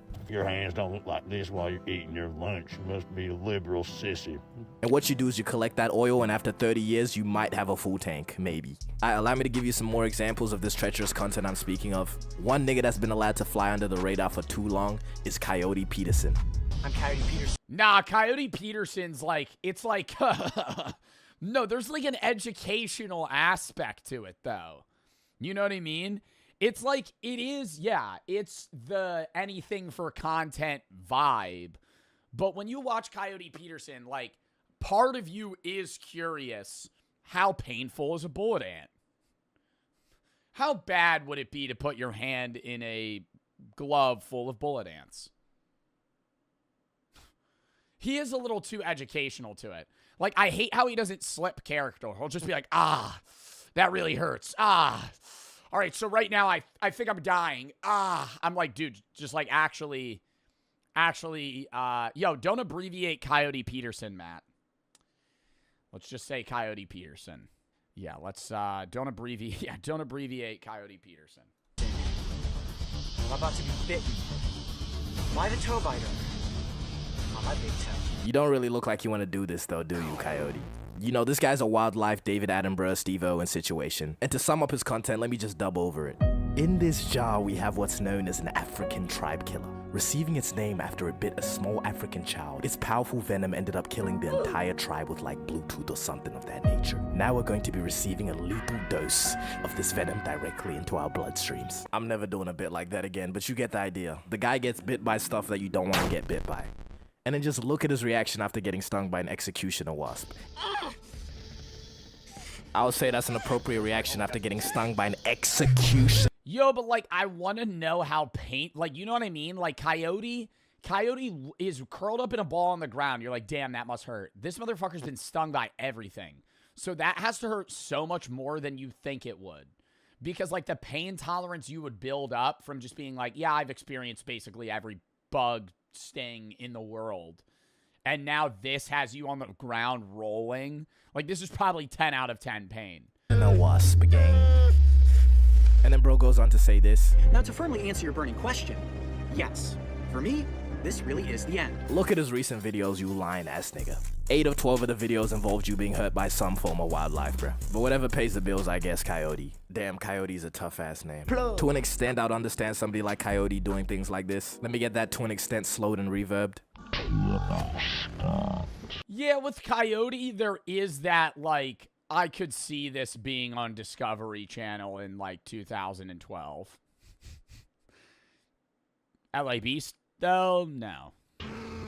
But when people do dumbass challenges for, like, 50 seconds of fame, bro, your skull is hollow, give it a knock. But surely the phrase... Bro, I hate those videos on TikTok where motherfuckers be eating raw eggs for, like, fucking galaxies, dude. And they don't even eat them. They chew the raw egg and then spit it out. Like, bro, that's not worth $20. That's worth, like, 50 cents. Not even. You're chewing a raw egg and spitting it out. Like, that's not... Yeah, it's just wasteful, too. It's like you're just eating the eggs and just, like, being like, oh, this is so gross. Do it for the vine or... It's not that bad. Do it for the gram has straight up claimed lives. A rose. Like, those words used to move mountains, I'm telling you. For the gram? Yeah. Yo, do people still make those NPC videos anymore? I feel like I ain't see TikTok. I hit not interested on so many TikTok lives that I don't really get lives anymore. I feel like they're not really lucrative as much as they used to be. Some of them do. The Spider-Man guy. Dude, no. He still does it. The guy that pretends to be Miles Morales that was on Kai Cenat, Kai Cenat's Mafia-thon. He doesn't do those anymore. There's no way. Jason Nash. No, Jason Nash will be like, all right, let's get a TikTok, let's get a TikTok battle going. All right, guys, I need to see. All right, yo, thank you for the roses. I'm gonna need more roses. Ugh. And they're always just like doing other shit. I'm like, it's not even like half the people on TikTok Live. It's like, bro, like you're doing work while also being on TikTok Live. Old Jason the Ween TikToks were crazy. TikTok Lives or TikToks? I used to do TikTok Live back when I was in high school, 2020, maybe even a little bit in 2021. Yeah, dude. I remember I went to school, bro, and I was like, yo, I made $80 on TikTok Live last night. I was just blowing up balloons for 4 hours. Then I popped them all. That was the live. That was the idea. That was the bright ideas Joe Bart had at the time. Let me blow up a bunch of balloons. But you know the saying, you tell me to jump and I say how high? Stay with me now. For content creators, the people say they want good, entertaining content. And for some reason, the reply is, so how many Tide Pods did you want me to eat? I got 3 in my hands right now. Sometimes I tried a Tide Pod. Didn't chew into it. Just like, you know, threw it up, caught it in my mouth. Disgusting. think I'm a high functioning life form, bro. Yes, my corners are receding, but you don't see me doing no dumbass challenges, alright? If I'm gonna do something for content, it's not gonna be on the lines of no David Blaine shenanigans. David Blaine is the CEO of just doing shit. I went and got a fluoroscopy, and I realized that you could actually make an aquarium. I don't know. What's like the craziest LA Beast shit I would do? I mean, I've done the one shit, but that's really just like a challenge. I would do a milk mile, like stuff like that. Like, I'm not really afraid of throwing up anymore. I used to be really afraid of the idea of vomiting, and I used to be really like against the idea of vomiting. I just like don't give a fuck now. Like, it's just as long as I'm not throwing up stuff that I ate before, right? Like, that's gross. Like stomach virus vomit. But like if I'm just like vomiting milk, I don't really care. You know, banana Sprite, nah, that'd be fine. It'd be gross. Yeah, when Jinxie lost, he did the banana Sprite challenge. I'm not gonna do it, so I'm gonna say that. Let me say that right now before I say what I'm about to say. When I saw Jinxie do the banana Sprite challenge, part of me wanted to go live the next day and do it the right way. Throw up everywhere and be like, that's how you do it. And then just end stream. Bro, because if I did the banana Sprite challenge, I would rip those bananas in 3 minutes. Not even 3 minutes. I would rip those bananas in 2 minutes, and then I would chug that Sprite, dude. I would rip that until I threw up. Yeah, 20 minutes, bro. You got like 5 minutes on the clock. Your stomach, and you could have koi fish, creatures, or anything live there. Just to list off some. Oh, what? And I realized that you could actually make an aquarium in your stomach, and you could have koi fish, creatures, or anything live there. Just to list off some things he did in 1999. So he swallowed live fish? 99. This is predating Do It for the Gram. This deranged irregular human decided to bury himself in a plastic coffin underwater for 7 days with no reels. So instead of handing in a job application, this guy decided to spend 168 hours inside of a container. Honestly, an interesting perspective to have, but I know damn well bro was doing it for that cable TV clout. This nigga hung— Yo, dead ass, bro, like some Harry Houdini shit. You ever see that one image? I love looking at that picture of Harry Houdini, where he's like, Harry Houdini bridge photo, where everybody's like looking at him, and you could tell he's like the crazy guy at the times. They're like, oh my god, is this man actually going to jump into the river covered in chains? Oh no. It's like the crowds that are forming to watch this guy just jump into the water covered in chains. Hung himself upside down for 60 hours straight. Doctors literally warned him that this nigga, they said he will die. David said, but them views though. And what I think is his most insane stunt ever is when he froze himself in ice for 63 hours.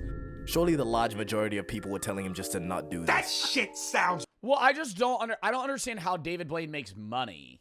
Like, because it's not a YouTube video. Is it like being sold on cable? Like, he's selling tickets to shows, right? Like, a 63-hour challenge, like, there's not, like, shows there. Like, how are you making money? Sponsors? Yeah, but who's going to sponsor David Blaine almost dying? Ridiculous. Because even if he's just ignoring them, right? In one of his challenges, he hung himself over the Thames for 44 days. Surely there's some executive officials you gotta talk to beforehand, no? Or did the London government hear the pitch for the idea and for some reason approve it? But maybe I got this guy all wrong, because I don't think he even does it for the views. I think this is purely love of the game at this point. I love the game. I love the hustle, man. Well, I think it's also, like, one-upping previous— I think, like, the idea with, like, magicians and just, like, stunt artists in general is they always want to one-up the guy that was famous before them. Like, David Blaine wants to be— I don't even say wants to be. I think David Blaine will be the perceivably, like, modern-day Harry Houdini. But it's easy to look at people like David Blaine and Coyote who physically harm themselves for videos. But the mentally straining videos low-key just be as bad. You remember Mr. Beast before he was a bajillionaire? Yo, actually, bro, that shit, I would rather get stung by a bullet ant than have to say Logan Paul's name 100,000 times. Or, like, count to 1,000,000. Yo, like, I would rather have the 30 minutes of horrible pain than spend 20 hours repeating somebody's name. Oh, fuck poor people. He said this in a full Gucci tracksuit, by the They way. ain't shit. And to this day, he claims he has negative money. Technically, everyone watching this video has more money than Stop me, the cap. in their bank account if you subtract the equity value of my company, which doesn't buy me. That's just, like, also just not true. The average person has, like, 20K in savings. Like, less. Like, there's no way he just doesn't have, like, 30 grand in a bank account. How much does the average American have in savings? Oh, whoa. It's more than I thought. Oh, under 35 is 20K. The average American has 62K in savings, but that's also accounting for people that are like 80 years old. The average 75-plus person has 90K. 65 to 74 is the most, 100,000 in savings. That's cap? I don't think so. If you have a retirement fund, bro, like you're putting money into 401k your whole life. When you're 65, bro, there's people that have like 100 grand. Like that's an average amount of money. Like 100K is a shitload of money, but not for somebody that's been working a 9 to 5 for 35 years. Like, come on, Jimmy. But anyways, before Mr. Beast was rich, he used to make videos like saying Logan Paul's name 100,000 times, which lasted 17 hours, by the way. It's actually crazy to think that Mr. 451 million subscribers was out here saying Logan Paul's name for content. Yeah, and like, who's watching that? Like, it gains popularity, but nobody's like watching the 17 hours of him saying, okay, actually, you want to know who's the NPC in this world? There is somebody that has put on the 17-hour Mr. Beast video of him saying Logan Paul 100,000 times and watched it. Tedious content requires willpower, bro. That is something I don't have. I'm such a fat fucking chud. You know that Minecraft hardcore YouTubers that build those insanely difficult things, and it takes like 4 months to just complete one video? Those are the real grinders. Because what business do you have building a 1,000 days in a Minecraft world? Mathematically accurate black hole? It took bro over 500 hours of recording and editing, and a year in total to complete. It's been a year, daddy. I have somewhat respect for bro, because at least his self-sacrifice for content does not involve committing crimes. I'm looking at you, boo. I think it's the same thing with people that run like speed running. Like turbo, like if you are a Cuphead speed runner, you are torturing yourself for the game. You like pain, right? Ludwig didn't Cuphead speed run. I'm saying like if you speed run like obscure games or like even Minecraft speedrunning, bro. Minecraft speedrunning's like torture. Yeah, like no, Minecraft speedrunning, not to beat the game though. If you're somebody that Minecraft speedruns the get all potion effects achievement, you are a like sadistic person. You like pain. You like watching people die. Like, okay, not watching people die, but like you like the idea of being just like you're torturing yourself. Yeah, Feinberg is torturing himself for no reason. Him going in a world and speedrunning the get every potion effect is fucking crazy. This guy Boonk is the CIA's prodigal son, bro. This nigga went viral just for stealing shit. And then he locks in and becomes a Christian rapper. It's all skits. I got permission for it. What a well-spoken YN. Boonk has actually got crazy... That's masochist, not a sadist. Wait, what am I thinking of? Sadistic. No, deriving pleasure from inflicting pain on others. Yeah, no. My bad. Character development. He gets a pass. Most of you have probably heard of Jackass. I could deadass make a whole separate video on whatever the You 3x every video you watch? Yeah, I yap a lot. This is. This is the blindfold race. We'll have 4 contestants compete in a 50-yard sprint, blindfolded. I mean, this is a calm one, bro. This is like one of those boring Jackass segments. The good Jackass segments is when they're like, we're going to cover Wee Man in fucking peanut butter and release a bear in the room with him. We're gonna cover his dick in honey and then put a bunch of bees on him.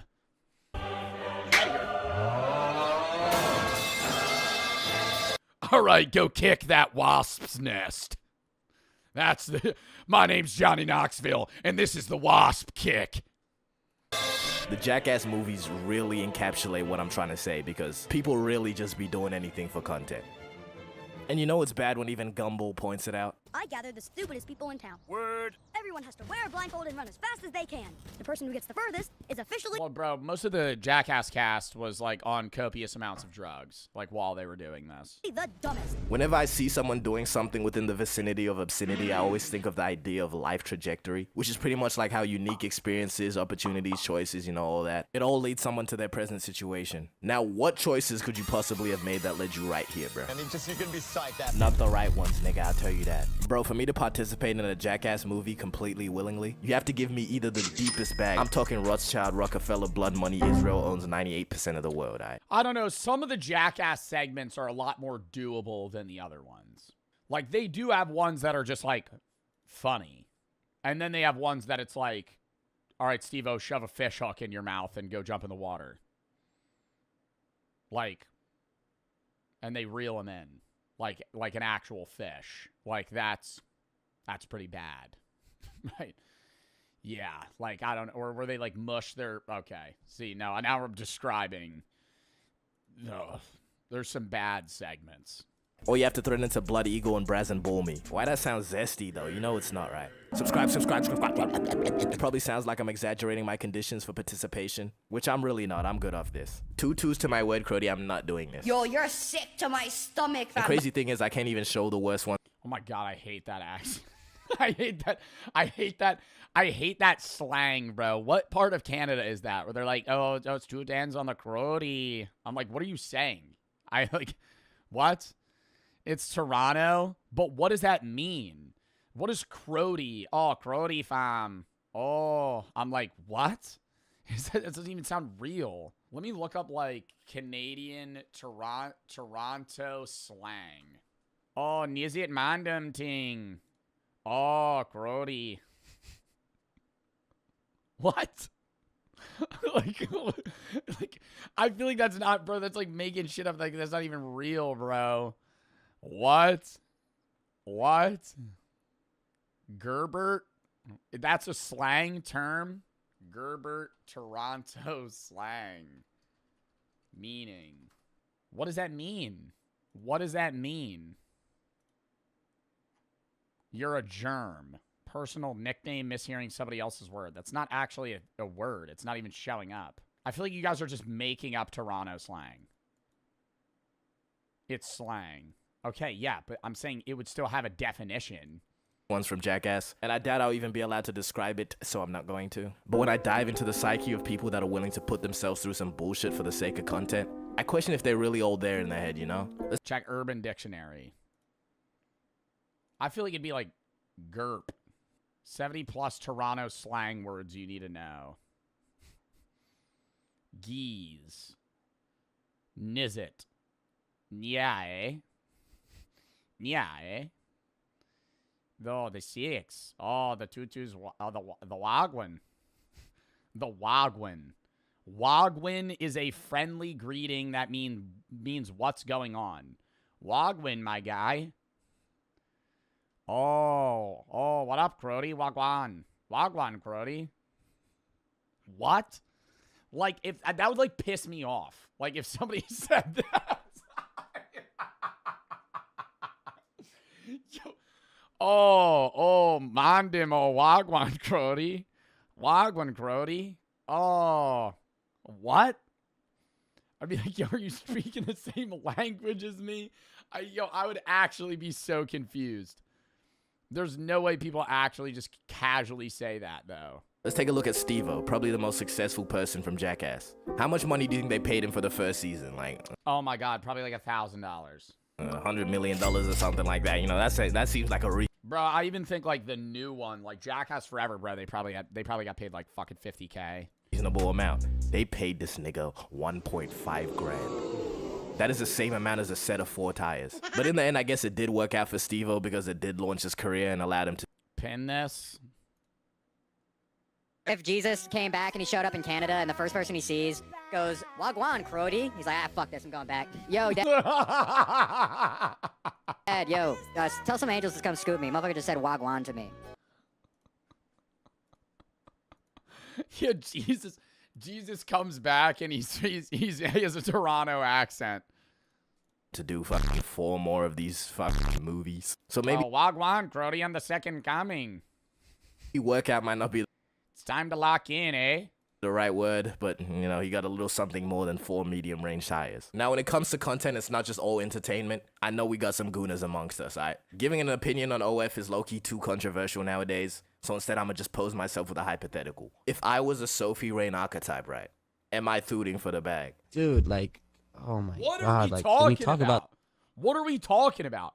Where did this turn? I thought we were just talking about Steve. But, you know, he got a little something more than 4 medium-range tires. Now, when it comes to content, it's not just all entertainment. I know we got some gooners amongst us, alright? Giving an opinion on OF is low-key too controversial nowadays, so instead I'm gonna just pose myself with a hypothetical. If I was a Sophie Rain archetype, right?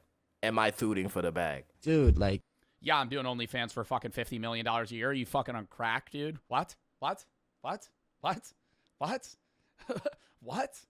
$50 million? $100 million a year? Are you insane? Oh my god, like, can we talk about, like, the political and economic state of the world right now? I mean, that's like an absurd take to be like, no. Like, yo. I mean, I'm not judging somebody if they don't want to, you know, like, respect to it, but I'm like, I'm also going to be like, yeah, respect for the bag hustle, you know? 100 mil. Woo! Woo! How much did she make last year? 100 million? How much did Sophie Rain make last year? She, like, said it. Yeah, just on OnlyFans, Sophie Rain made $43 million last year. And she also probably makes money on, like, Instagram and Snapchat and fucking every other social that she posts on. Bro. $43 million. Sophie Rain claims she made $101 million on OnlyFans so far. Oh, my God. If you have $100 million... how many people have more wealth than you in the world? There's 28,000 centimillionaires worldwide. Sophie Rain at, like, what, 22 is one of the 28,000 richest people in the world. Out of 8 billion people. Wow. Well, that was a fun video to watch. Anyways.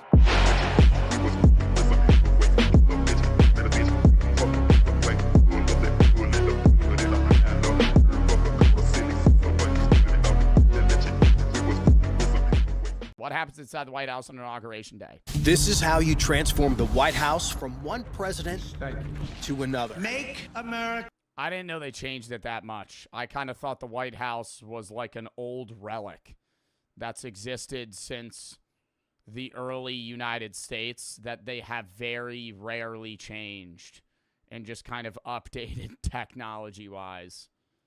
Powerful. I didn't know almost the entire room changes. I remember watching, like, Joe Biden's MTV Cribs tour, but it was just mainly a bunch of, like, paintings and, like, figureheads rather than fully ripping up the floor tile. Moving out, cleaning, repainting, and so much more is a Herculean task. However, the roughly 100 members of the White House staff assigned to these duties have less than 6 hours to make it all happen.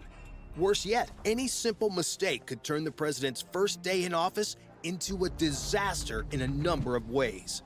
It's not going to turn shit into a disaster. What is Trump going to walk in and he's going to be like, oh, this painting's 2 degrees off? Well, kill this guy, right? Like, what are you going to do? It's not that big of a deal. You pull up and they're like, oh, sorry, we're not done yet. What is he going to have a mental break? He's going to freak out?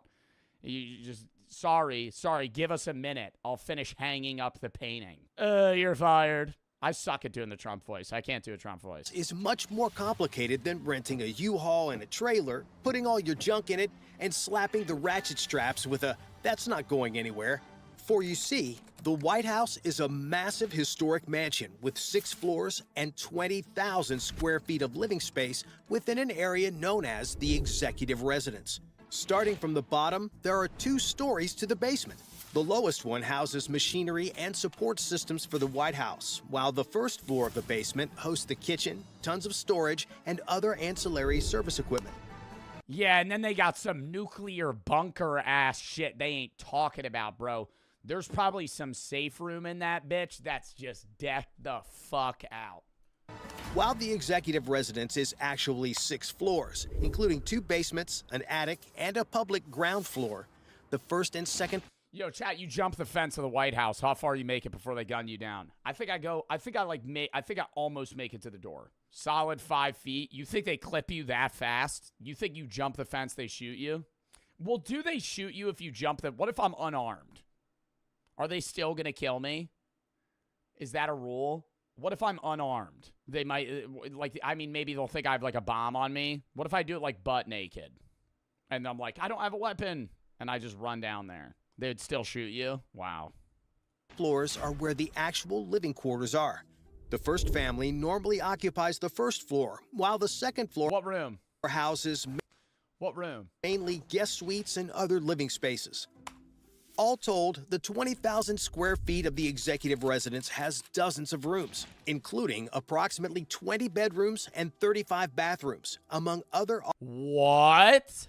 Do that many do they have like guests over that can stay there? I thought the only people that live in the White House is like the immediate family. Father and mom and then the kids. What are the other bedrooms for? Bedrooms, staff stay at the White House, and 35 bathrooms, among other office. Yeah, that'd be pretty lit living at the White House. Personal spaces that must be packed up, cleaned out, and moved in with new stuff in less than 6 hours. This makes picking up that pile of dirty laundry. Yo, do you think Elon Musk is gonna get a room at the White House where he'll put like stupid meme posters up and shit? Laundry from your floor that's been sitting there all week seem like a cakewalk. Just how the White House manages to pull this off is nothing short of extraordinary. If I was president, I would hang up like dumb AI photos of like Peter Griffin. Like this would be like front and center. Just Peter Griffin doing a money spread with 2 watches. How in the world is the White House supposed to plan for such a massive undertaking? Believe it or not, the planning actually starts right after Election Day. Traditionally, once the race is called and it's clear who the winner is, the White House will begin working with the incoming administration. The person in charge of this process is I want a radio that has capacity to play cassette tapes of the Beach Boys. I can't do the Trump voice. That was me. That was my impersonation of Trump, because Trump's favorite band is the Beach Boys. That ages him, right? If you haven't realized by looking at Donald Trump that he's 80 fucking years old, what's going to age him is when you ask him his favorite band and he says the Beach Boys. The White House chief usher oversees roughly 100 butlers, maids, chefs, housekeepers, engineers, and other staff serving the first family at the executive residence. After the election, the chief usher will send questionnaires to the incoming president's transition team, which will want to know everything from what kind of foods the president likes to what kind of toothpaste he uses. Additionally, the chief usher will work hand in hand with the incoming First Lady to begin decorating her new home. Because the White House is like a living museum, it has accumulated several hundred years' worth of artifacts, furniture, artwork, and other presidential memorabilia. Though some of these priceless artifacts are on site at the White House, most of the collection is housed in a large storage facility in Maryland. It is customary for the First Lady to pick whatever pieces she desires from the collection to help decorate and furnish the White House. So when we have a woman president, if they have a husband, would the husband then decorate and they get to choose what? Oh, I would spice that room the fuck up, dude. Oh my God. For the First Lady, I would make that literally MTV Cribs. To pick whatever pieces she desires from the collection to help decorate and furnish the White House. Could we get some like really shitty Amazon LED strip lights and make sure the remote doesn't work and that they're stuck on one color? Actually, put them on strobe mode and then just throw the remote in the trash. Some will remain on permanent display at the White House. The Lincoln bedroom is one such part of the executive residence that looks just as it did when President Lincoln passed away from an assassin's bullet in 1865. What? The fucking bedroom's been the same? Lincoln bedroom is one such part of the executive residence that looks just as it did when President Lincoln passed. I'm not sleeping in that bedroom. Tell me everything here is the fucking same. Passed away from when Lincoln got shot. Assassin's bullet in 1865, including the bed where he actually spent his final. Yeah. There's even a blood stain on the bed from when he died. That's kind of scary. However, many of the furnishings include specially commissioned art, furniture, and gifts given to previous administrations. If the president wanted to, he could sit in George Washington's chair, or the First Lady could hang a lamp that was gifted by the brother of Napoleon Bonaparte. First family. That's so sick, actually. You could go back all the way to like a warehouse of stuff they've obtained since the start of the United States. Families can also choose to decorate the White House for political reasons. A recent example is one of the choices President Biden made when he picked a bust of civil rights leader Cesar Chavez to adorn the Oval Office. He specifically chose this bust since Chavez was a key figure of the Hispanic population. Biden said he wanted to be reminded of his leadership and example each day when he went to work. In addition to helping to pick out some of these historic furnishings, the new president and first lady also make it known their desires for any interior remodeling. Whether new rugs, carpets, paint, or whatever the case may be, the chief usher ensures the first family's requests are documented and coordinated well before Inauguration Day. However, some of these requests are certainly a tall order to fill. For example, after I want a slide that goes all the way from the 3rd floor to the 2nd basement floor. Could you make it a water slide as well? Actually, can we get a VR headset in the Lincoln bedroom? Just kind of throw the bed out the window. Staff to that would be insane. Can we just throw the Lincoln bedroom out the window? Can we just fucking just wipe that slide clean? I'd be like, holy shit, dude, really? Are they allowed to do that? Could they just be like, toss it? There's got to be some restrictions. Because then what if Trump comes in and he's like, just fucking burn it?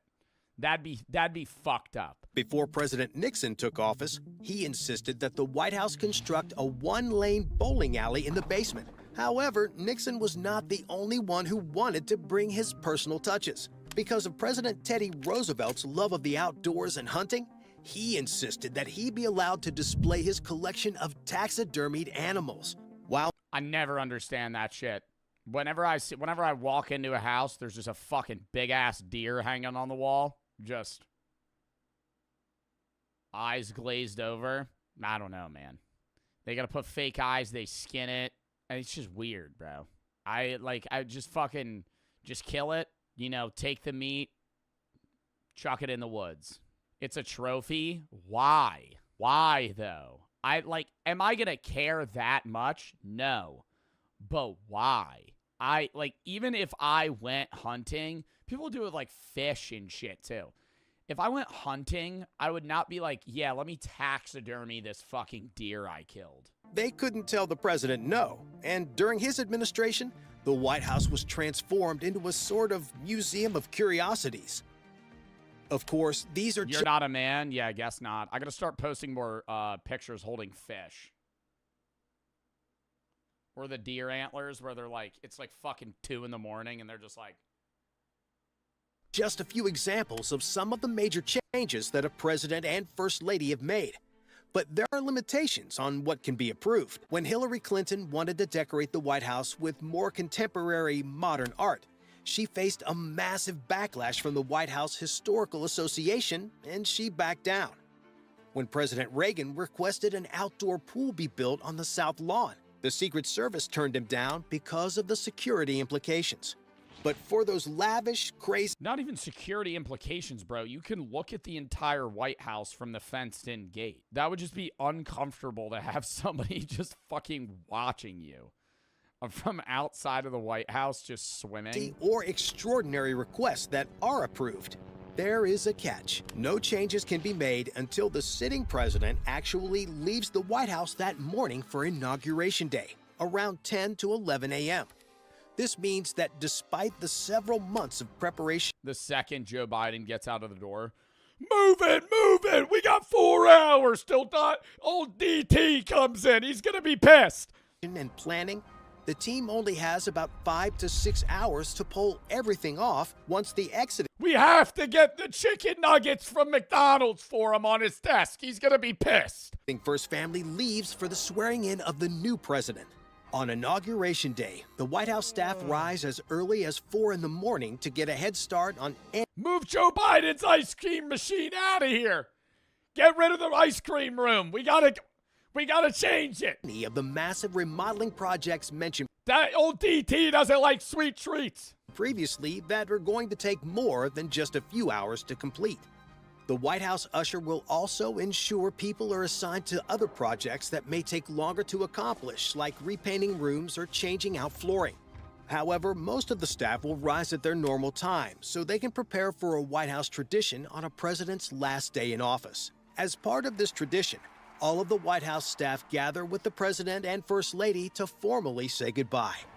As the president and first lady make their rounds, they often exchange words of encouragement or short stories of their fond memories with the staff as they have become a part of their larger. I remember when you were just a little lad. We were throwing ball over there, and my name Bucky. He was one of my friends from back in high school, and let's just say he was kind of a mailman for a while, and we would go to the beach, and we would dig a hole, and it was like you were laying in the hole. The chief usher will present a gift to the president handcrafted in the White House's woodwork shop. The gift consists of 2 American flags in handmade cases. These flags were flown on his first full day and last full day in office. At the conclusion of this ceremony, the first family then leaves for the inauguration. And as they do, an army of... Yo, the funniest shit I did see, though, you know Alex Jones, the guy that's like a fucking nut job? Like, just leans entirely towards, like, Joe Biden being a clone and not being real. He like, tweeted out, it, like, showed up on my Twitter feed. It was during Inauguration Day. He was like, look how disheveled Obama looks on his 3rd term. I'm like, you're a fucking jerk off. Obama's disheveled because he's getting done his 3rd term. I'm like, you're a fucking idiot. Because of security concerns, outside movers aren't allowed inside the White House. This is a real problem, considering that massive pieces of furniture weighing hundreds of pounds, large mattresses, and ornate decorations, along with all the family's personal belongings, need to be packed up and moved. Any wrong move during... Oh my God, and they move it for them. Fuck that. Fuck that. As standing president, you and your immediate family should be required to move your belongings yourself. The process of moving is so fucking grueling and annoying. There should be no help. It should literally just be that specific family has to pick up and move. Yeah, pick up a fucking 400-pound mattress and move it yourself. This part could damage priceless artifacts that are literally irreplaceable. But to get around the security concerns so these items don't go missing, the entire staff comprises the army of movers needed to pack up, haul down, and load the trucks on the south lawn of the White House. These trucks, with one being empty and one being full of the new first family's belongings, are among the few outside vendors allowed during this process. Although there are some very interesting knickknacks and artifacts families can use to decorate the home, these must all be turned back over to special antique movers since they are property of the U.S. government.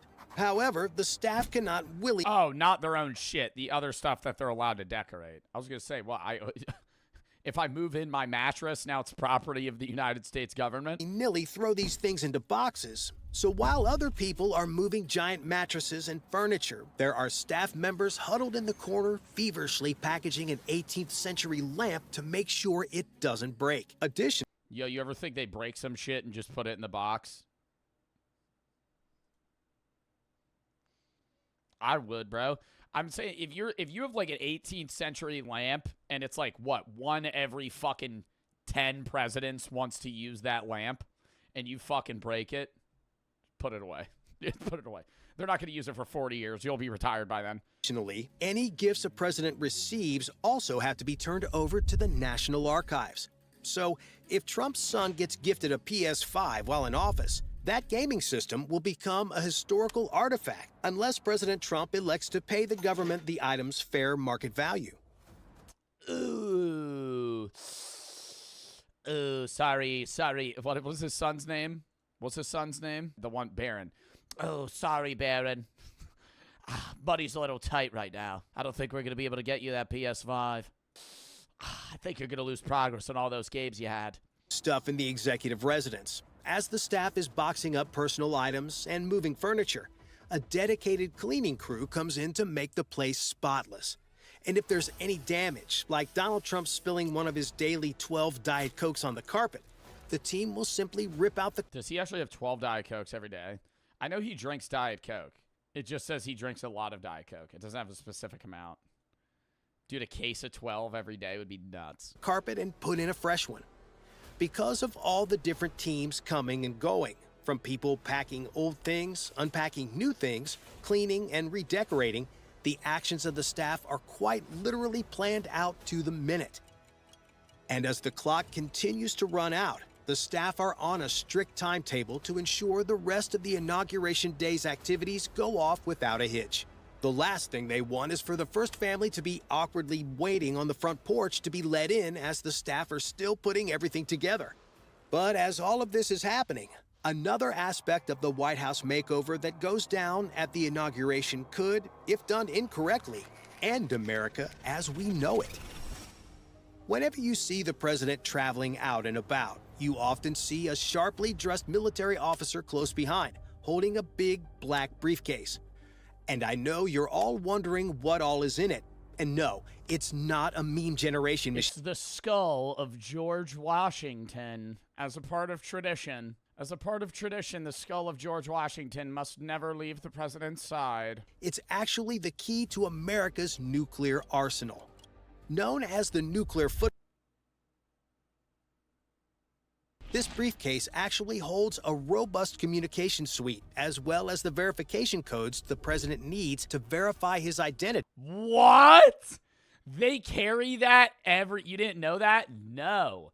I mean, I thought worst case they phone it in or some shit. I didn't think they always carried around a fucking briefcase full of nuclear codes.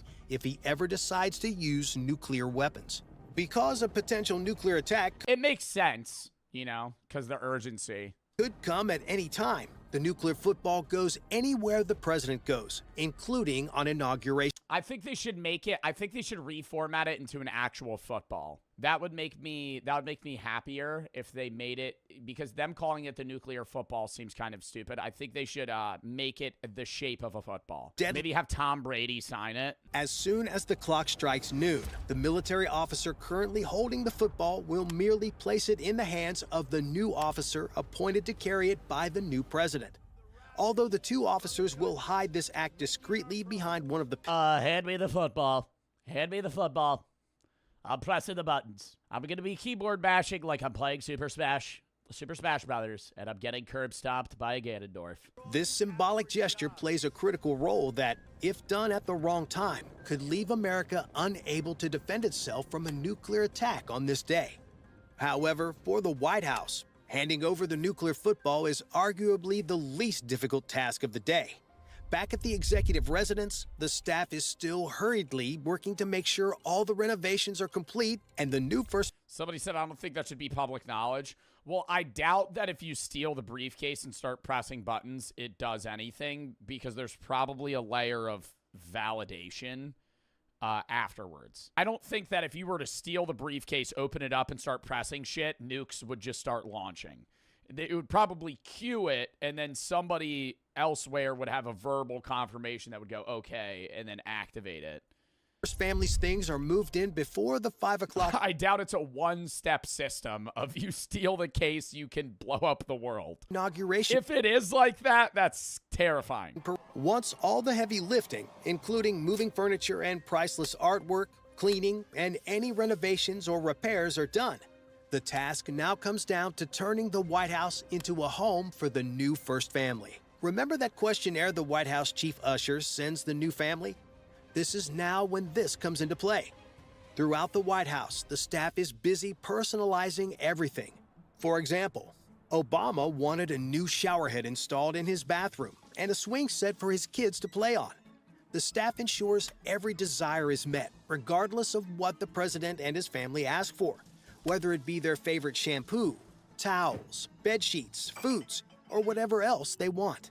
As the staff can make me a good cave. I need a good cave stat. Make me one right now. Put it not in Abraham Lincoln's room, right next to it. Right next to it. I want there to be a thin wall. The new president and his family return to the White House to begin the inaugural dinner, followed by the inaugural ball. However, even at this late stage, mistakes can happen. One famous incident was when President Bill Clinton first took office. On that day, during the chaos of the move, someone accidentally misplaced Hillary Clinton's ball gown in their I thought they were going to mention something else. daughter Chelsea's room. Well, after 15 minutes of panic, the staff found the dress and ensured that Hillary would not need to go out in her birthday suit for the ball. Thankfully, mistakes like this are few and far between thanks to the staff's dedication, speed, and desire to serve the president regardless of political party. That is why whenever a new president enters the White House for the first time after his inauguration, when Chief Usher says, "Welcome home, Mr. President," they truly mean. Well, because being a part of the White House staff is one of the most secure jobs you could probably have. Regardless of how the U.S. economy is going, if you work directly in the White House for the president, we could literally be in a Great Depression and you will be okay, is what I'm assuming. You have the most secure job in the world. You will be okay if shit hits the fan. They def changed staff. That was just the end of the video? Wait, it just cut off? This is... Oh, it did. Wow, that's crazy. That was like a hard ending. It's getting fucking hot now. Lock in. Lock in. Next video.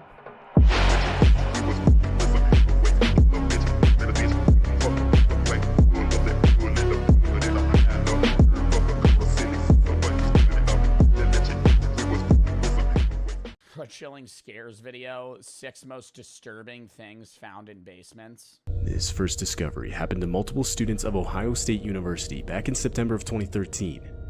The group of students only recently started leasing an off-campus house close to the school, and it was in this house where they would make a disturbing find in the basement. Only a month after moving in, the students would start to notice small yet strange occurrences in the house. Things like cupboards, their oven, and even their microwave being left open. That's just a bunch of dudes living in an apartment. The house was 3 stories, with 5 students on the first floor and 10 others on the second and third, so obviously it was difficult to keep track of everyone. But when they realized none of them were responsible, they decided to search the house, more specifically the basement. What they found was a locked door, which they had originally assumed was a utility closet that the landlord wanted to be. Oh my god, was there somebody living in their fucking house? Like somebody crashing, like they broke in, somebody crashing on a cot. And after calling the landlord about it, they were informed this wasn't the case. The door should not have been locked for any reason. The landlord would end up sending a maintenance worker to check it out, and after breaking down the door, a room that was clearly being lived in was revealed. The room had framed photos and school textbooks scattered around. The students would change all the locks that night and leave a note for whoever was living in the room saying to call them. The man would actually end up calling the number and later be removed from the household. What the fuck was he doing though? They never They lived in that house for months and they never saw him. But he wasn't like a homeless man that was like squatting. He was just a college student living in their house. How does that even how is that like a mix-up? It turns out the guy was a cousin to one of the house's previous residents, which is how he got a key in the first place. Oh, and he just never left. One of the students even recalled running into the man in the basement at one point earlier in the month and asking who he was, but only to be met with a very vague answer. Ultimately, the students would blame the leasing company of the home for the incident, as they were responsible for failing to change the locks from the year before.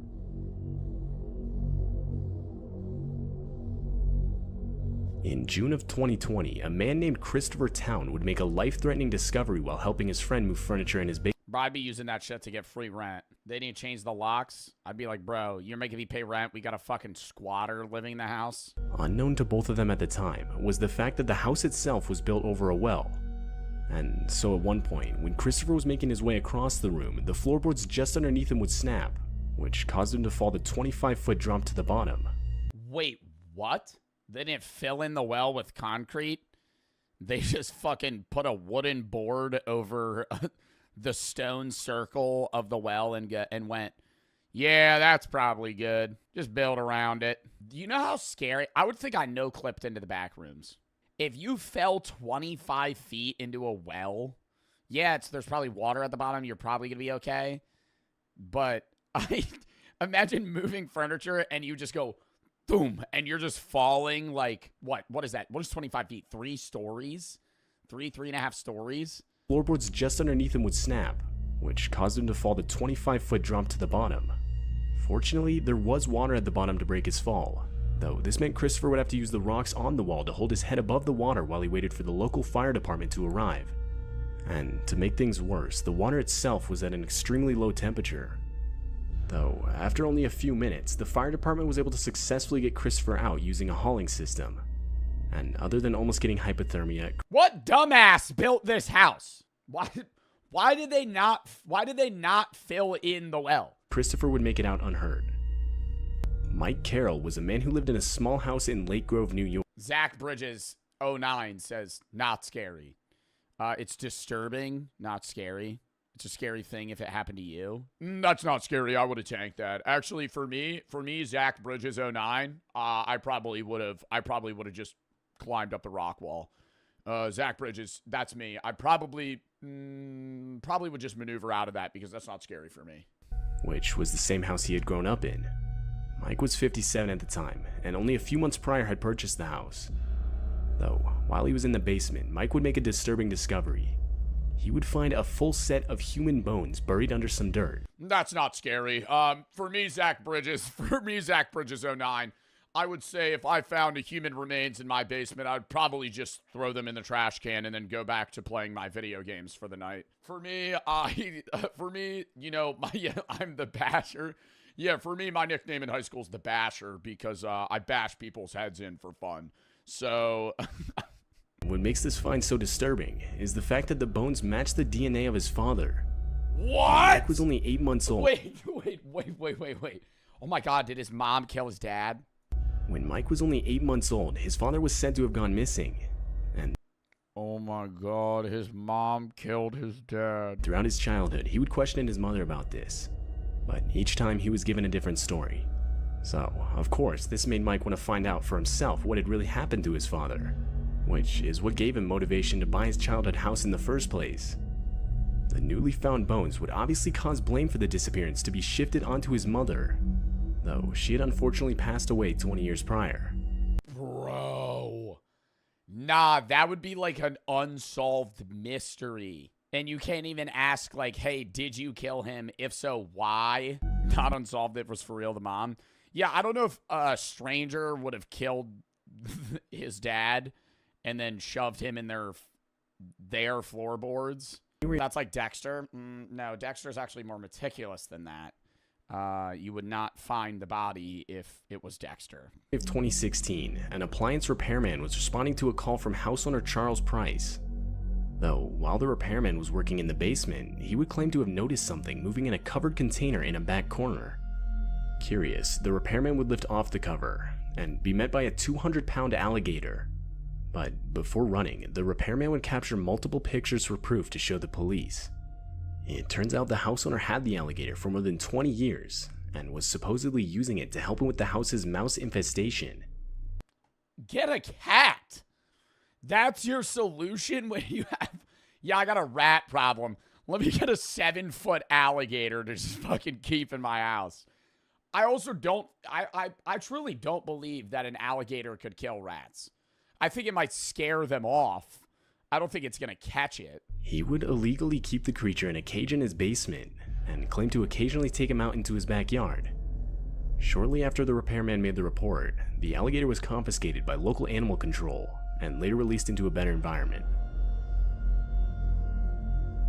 I'm surprised they released it. I would have assumed they like euthanized it. This discovery was posted to Reddit by an account under the name Daily Dish. In the post, the Redditor explains how a few years ago... Bro said L snitch. What are you supposed to do? Just inherit the alligator because you bought the house? And now that's your problem? They shared a house with some friends, and in the first few months of living in the house, they hadn't spent much time in the basement. The basement was half finished, with the other half being a sort of dirt crawl space that extended under the porch of the house. Yo, this is the best vibe at a friend's house. Like, everybody has a friend that has a basement with, like, a very cold concrete floor. And then, like, a big-ass TV screen where they play video games. Oh, my God. The house. They went on to explain how one night they decided to like 40 degrees. Explore it more thoroughly. And after grabbing a flashlight, they discovered a black canvas duffel bag in the very back of the dirt crawl space. Disturbingly, in the duffel bag were 2 black ski masks, a hunting knife, and a single black leather glove. Yeah, they were killing people. Okay, I'm going to give you a hypothetical. You buy a new house. Okay. Owner has either died or let's just say the owner died, right? And you buy the house from the government or their family member of the house was willed to. You move in. You've been there for like 3 months. One day, there's like a crack in one of the walls, right? You end up seeing that it's like a false floor, false wall situation. Open it up. Duffel bag full of $100,000 US, but it's covered in blood. What do? Do you keep it? Do you keep it? And if you keep it, how are you going to keep that? How are you going to cash that money in? I'm going to put it in the washing machine. That would be hilarious to see one of my chatters be like, dude, I just found $100K in a duffel bag. Just throw it in the washing machine with some Tide Pods. Just be like, yeah, this will do it. This will clean it up. The Redditor went on to explain how they decided to call the non-emergency police number and report the discovery, though the police weren't interested, and therefore the house owners decided to set fire to everything but the hunting knife. Whether that bag set fire to it, if the police didn't give a shit, I would have kept it. Had any relation to any sort of criminal activity is still unknown to this day. I mean, why else do you have a ski? What are other purposes for ski masks? And don't say skiing, because I have never seen somebody wear a ski mask skiing. Do people ski mask? Do people actually wear those skiing? Maybe ones that have just the full eye slit and no mouth coverage. Like people wear ski masks like this, where it covers your full mouth and then it's just like your eyes where the ski goggles are.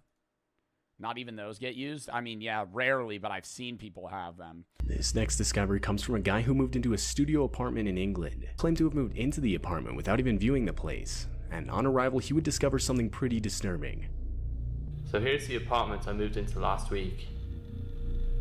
It's pretty small, pretty nice. Rent was pretty cheap, so I moved in without even viewing the place.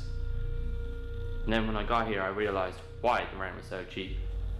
The guy then goes on to give a tour of the apartment, and after a while, this sort of trapdoor on the floor can be seen. Got a bathroom, pretty standard. There's just a fucking hatch? Bro, I would just put cinder blocks on top of that shit. If I couldn't open it, I would just I'd put like a couch on top. Even if it's blocking the bathroom, I'd just shift something there so people couldn't get in. Oh, God. What's this? That's definitely a handle. So I figured you're not going to open it? A bit of underfloor storage. So let's lift this up.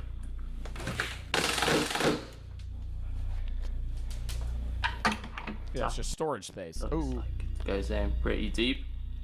Featured directly under this guy's apartment is some sort of dungeon-looking basement. Oh my God, I would have to build up courage to go down there. I would have to, that would be like I'm pep talking. I'm giving myself a pep talk, walking back and forth. It'll be fine. It'll be fine. It'll be fine. Maybe if I put my phone on a stick. That would be worse though. I don't know. Imagine putting your phone on a stick and recording and then you reel it back in and you're watching the recording and there's just a guy just like clearly trying to hide. Is he doing this alone, bro? Come down. Oh, fuck no. You can see a corridor going off straight to the front. Interesting graffiti on the wall. Yo, this could be the new Goon Cave, though. Down here, this place is strange. There's like a brick seat or bed. Compared to the rest of the apartment, the area itself is pretty big, featuring many large rooms and corridors. Why is this not added into the square footage? What exactly this area was used for is unclear.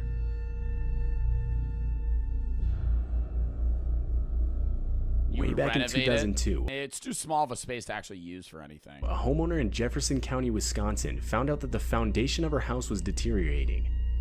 Yeah, that'd be a great house to have, and you make a bet with your friends that whoever loses a game has to stay down there for the night.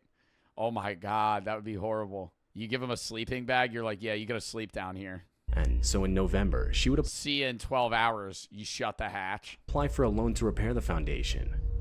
But around 2 weeks later, while away at work, she would get a call from the workers hired to do the repair, explaining how they came across a gruesome discovery. They explained that as they started to remove the soil from the foundation wall in our basement, they had unearthed the full skeletal remains of a body. What? The skeleton was determined to be that of a 50-year-old male. Most disturbingly, though, is the fact that after further inspection, it was determined that the house had been built right on top of an ancient burial ground that's estimated to be up to 170 years old. Experts believe that, Oh, yeah, that shit's haunted. Leave. and in all likelihood, hundreds more skeletons are within a close proximity to the one Oh my god, hell no. found. You're literally just built on top of like a graveyard. This discovery would ultimately put a stop to the house's renovation altogether. I feel like they would have to stop. I feel like that house would have to go off the market. Nobody would buy that. Literally nobody would buy that. You would sell it for dirt cheap. In January of 2010, Wally and Linda DeForest would move into their new home in Goshen, Indiana. Though, only a week after moving in, the couple would discover a live torpedo in their basement, something they obviously weren't aware of beforehand. Live torpedo in the basement. You do one of those soda bottle tests where you shake it and then chuck it in the air. Live torpedo! Time to play hot potato. Whoop! Just start throwing it. Both of them noted how old the thing looked, but still obviously active. There had been no drill holes to indicate it had been disarmed. The couple would end up calling the police, who would send out a bomb squad to extract the torpedo from the property's basement. And luckily they... Yeah, I'm a dumbass. I'd probably just pick that shit up. Not even lying. I'd probably pick that shit up. I'd be like, yeah, I'm not gonna like chuck it on the ground. I would definitely bring it out on the backyard, put it on the grass, and then I'd be like, all right, I brought it outside for you guys. But the bomb, there's a guy in full bomb squad gear, and he's just like, wait, you just picked that up with your bare hands? I'd be like, yeah. Dude, this could blow up at any minute. Considering the squad did confirm the explosive was still active upon arrival, the whole situation just makes you think how much worse things could have really gone. That was a fun video. I enjoyed that. All right.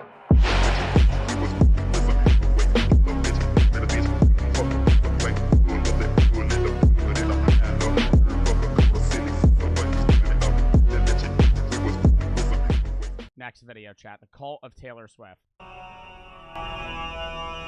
Fan bases are the worst. If you're in a rabid fan base, you're a part of a cult.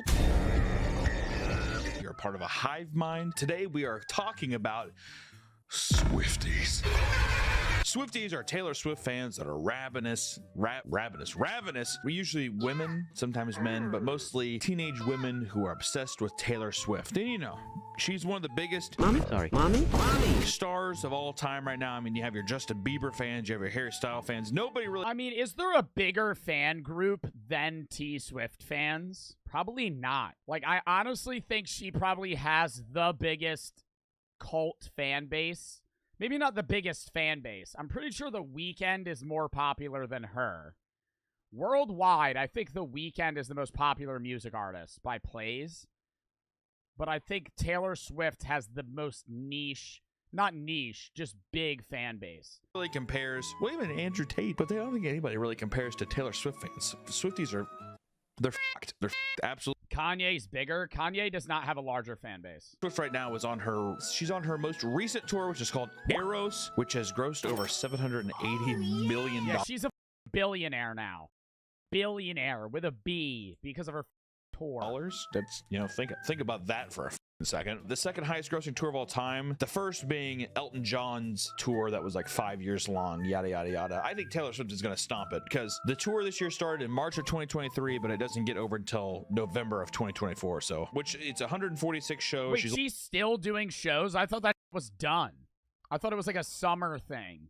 She's still doing more shows. Only played 54 so far, and it's already made her a billionaire off of doing the most. Bro, imagine going to 146 shows and performing the same 20 songs every time, 30 fucking songs, and every time people go, oh my God! Like they are seeing Jesus in the flesh, like they're seeing God.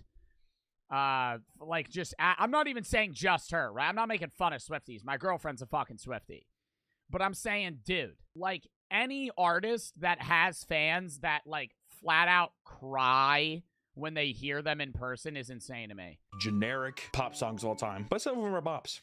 You know what I mean? You're a Kid Cudier? Yeah, I'm a Kid Cudi dick rider. I've said that my entire life.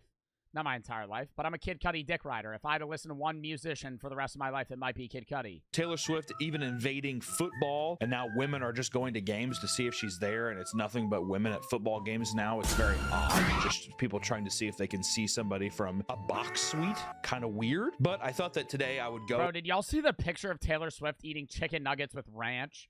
That pissed me off. Like, that made me mad when I saw that picture. Oh, it's not even, oh, here it is. Here it is. Here it is. Here it is. Here it is. Here it is. Oh, this picture pissed me off. Dude, one nugget, and then fucking a mountain of ranch and ketchup, bro. Ugh. Go through and I would look at some fun Taylor Swift fans cringe compilations, dude. It's insane the amount of people who feel so connected to somebody. It's like this is what Jesus must have felt like. That's not even our business, bro. I'm not gonna sit here and bitch about it. Like, I'm not gonna be like, oh, Taylor Swift ranch with nuggets. Like, yeah, I'm gonna say it's a weird fucking combo. I don't care at the end of the day what she fucking eats her chicken nuggets with. She's her own person. But if I see a photo of somebody with chicken nuggets and ranch, I'm going to comment on the fact that you have chicken nuggets with ranch. Like, you could either be 15 or like 35, and it's all still kind of applicable of just like, you know, you feel like you're the odd girl out. But here's the thing, ladies. You're not fucking special. All of these songs you think that resonate with you, they don't. You're dumb. You're talentless. She's a god. She's prepped up by billions of dollars of advertising, and you're wrapped up around it. It doesn't matter. Let's get into the deal here. Ooh, gotta skip it. I'm sorry, Papa Meat. Oh, and Onyx UM. You fume for... Oh, nice real red video. Let's see here.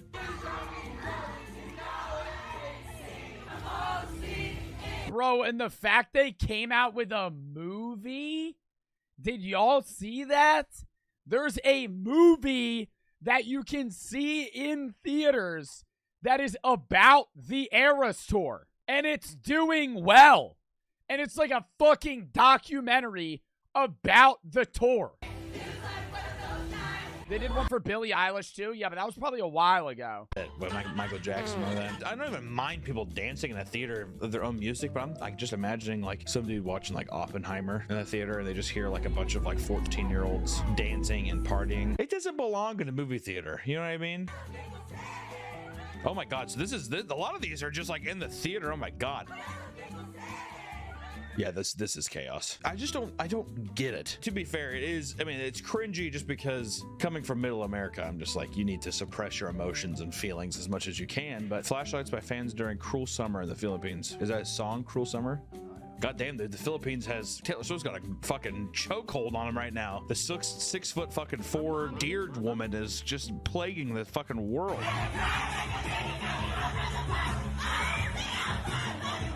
Jesus fucking Christ. Yeah, how many people do you think would die for Taylor Swift? Millions.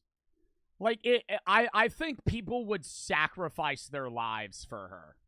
Christ, dude. This is actually what the Kids Bops soundtrack in the studio. Like willingly. Like, not even like, oh, somebody, like, it would be like an honor for somebody to be like, I'll die for Taylor. This is what it sounds like. How many kids do you think Taylor Swift eats a year? Who wants to come backstage like, oh, she just eats them like that scene in Deborah Logan, the taking of Deborah Logan. I mean, this is a literal cult. Like a crazy circle pit at the bottom of the fucking, this is like some Midsummer shit. That's where the one guy that got dragged into the movie theater starts a fucking mosh pit. The one guy that got dragged there by his girlfriend to go see the Taylor Swift Eras Tour movie just starts a fucking just cut me up. He starts fucking just starts punching people. Dragon's cape on, dude. They're just like ripping a child in half in the bottom of the circle there. The person's just screaming in pain, but really it's just them like looking up at Taylor trying to reach for her still. And they're ripping her in half. What's this one?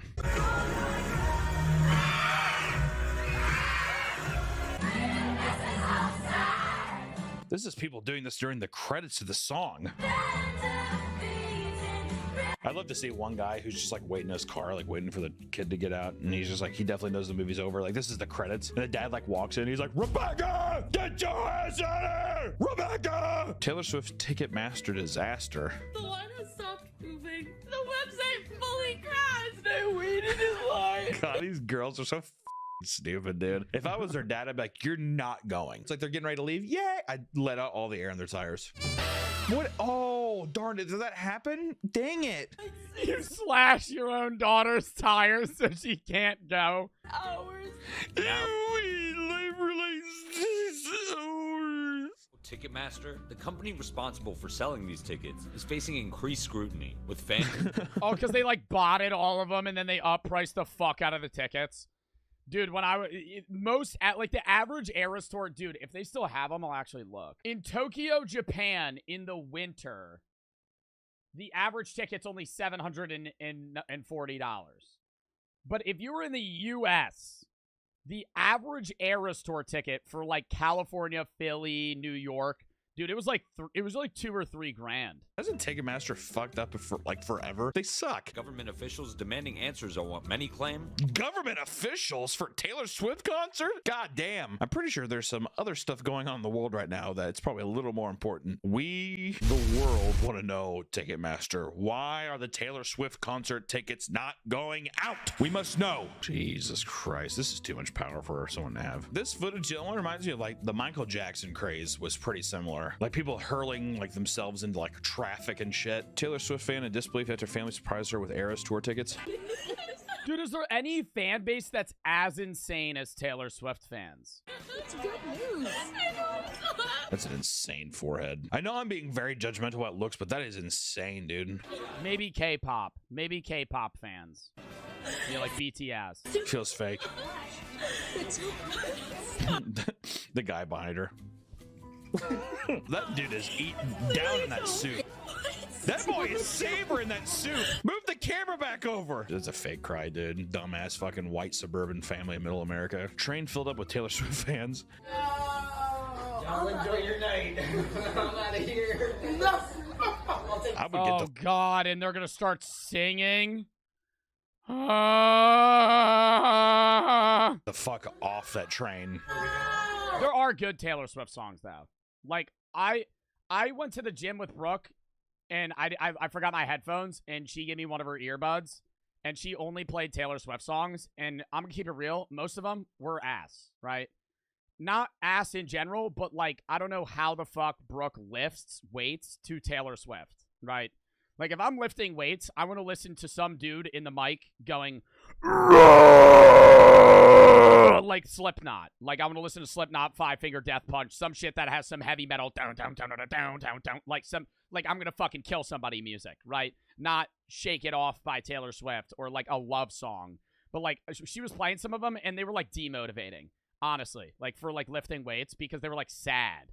But she had a few that were, like, pretty good. Like, I'm not gonna shit on Taylor Swift entirely. God damn, dude.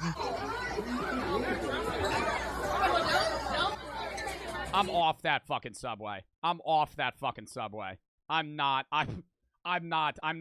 getting through that ride. What I don't get though is where's the camaraderie here? You know what I mean? Still haven't recovered from seeing Taylor Swift from the 7th row. It was the best night of my life. We got to the stadium at... It's the best night of your life. It'll never get better from here. You have a kid? No. Did you get married? No. Since the opening acts didn't go on till 6:30, we had a little time to kill. Just got to our seats. Sean and I wear matching suits, but we also But that's like crazy. Some people would like say a more monumental moment.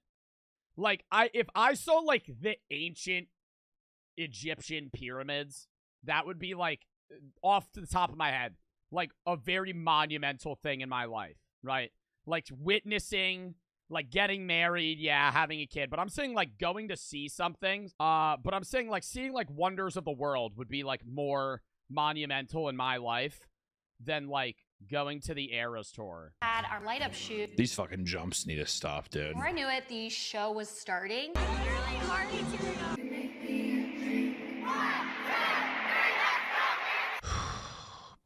I don't know, Nick.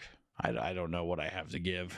I just want to say, yo, you know, there's probably some boyfriend that went to the Eras Tour and like knew it was gonna be boring, So they took, like, mushrooms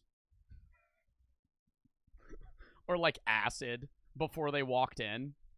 And then, like, an hour in, they realized this was a grave mistake. Like, an hour in, they think it's gonna be, like, a nice trip, like they're at, like, a Zac Brown band concert or some shit. But all they hear is, like, high-pitched screeching. And they're, like, shoulder to shoulder with a bunch of people, and they're, like, everybody's fucking really hyper. You start having a panic attack. Check on your local Emma. Wait, what's Emma? I think it's a song, like the lyrics. Check on her. Wait, what? Who is that? Search Taylor Swift, Emma. Taylor Swift, Emma. When Emma falls in love?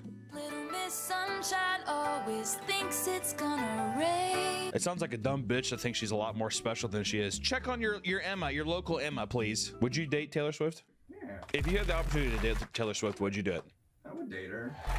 Would you marry her? If she wanted to get married, yeah. Prenup, though? Dude, I feel like dating Taylor Swift is utterly terrifying out of the fear that you would ever not work out. Like, any boyfriend Taylor Swift has ever had, like, if Travis Kelce and Taylor Swift don't work out, Travis Scott is about to have 4 songs just dissing him that hundreds of millions of people are going to listen to, and then hate Travis Kelce. Yeah, he's gonna get harassed. If Travis Kelce ends up not working out with Taylor Swift, it's over for him. Like, it's not. She's writing the prenup. Not Would you Travis still do Scott. Travis Kelce. it? Yeah. Not me, dude. I'd be like, you get that fucking prenup the fuck out of here, else this sweet ass is walking. Actually, this is interesting. What it cost me to go to the Eras tour? I live in DC, but I went tonight to a Gillette Stadium, so first I took the metro to the airport, which was $2.80. My round-trip flight from DC to Boston cost me $127.80. The stadium has a clear bag policy, and I didn't have one, so I bought one for $15.99. I also made over 75 friendship bracelets to take with me to give away, and the supplies to make those were $48.71. Everything I bought for my outfit totaled up to $41.33. The day of the show, we bought a bunch of food and drinks for the tailgate. To attend a day, you're talking about all the things that are not required for attendance. So this feels weird to tally this stuff up. So I brushed my teeth and the toothpaste was $3.40. $2. And then I took a shit, a big sloppy poopy. And so I had to buy more toilet paper, but I wanted to get 2-ply, and that was $1.33. The toilet paper, the Huggies toilet paper I got was $4.57. My portion of that cost $13.83. Finally, the biggest expense was for my ticket, which was a floor seat, and it cost me $429.70. Bro, she got lucky that shit cost $4.29. She probably got that shit early on. What the fuck?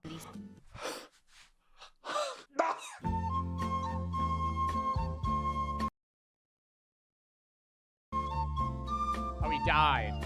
Splurge, coming in at a total cost of $680.16. Cost way more than that. That bitch is lying. She said she flew out of town. How much was the hotel? How much was the hotel? How much was the Uber to get there? Did you rent an RV? How much was it there? I think there's a lot of shit. It's kind of that cute thing where it's like, I mean, I spent money, but it's not as crazy as you think. Really, I bet that bitch spent like $4 grand. I will be getting an adult diaper because I'm not missing a minute of it. What? It's kind of crazy though. I have a lot of respect for it. I love the idea of someone's just like, I spent all this money. I am not moving from the spot. I will shit myself. Here's the thing though, is they're all pussies. They'll never shit themselves in those diapers. You know what I mean? If you're wearing a diaper, shit yourself. I'd be pissed off if somebody removed a clean diaper. I'd be like, there's no shit in there, really? No piss, no nothing. Swifties will never beat the racism allegations. I'm gonna click that one. That one's funny. What, that Travis Kelce dated a black woman? Oh, big downgrade. The black broad looks like she has bad credit. Oh my god. Weave all in her sink. Taylor Swift is classy, a millionaire and childless. And you call that a downgrade? No wonder the black community is in such despair. LMAO, y'all are cooked. God, that's actually fucking racist. Holy shit. Dude, that doesn't even seem like a Taylor Swift fan profile, though. Bro's name is Ty for everything. Whatever. I don't know. That was brutal. That was extremely hard to get through. I feel like I need to take like a shower. I don't know. I'm done. Missed out. She was in Kansas City. Well, dude, she's at Kansas City every weekend because she's dating Travis Kelce. Even though the Are they actually dating now? I don't know. That was a good video though.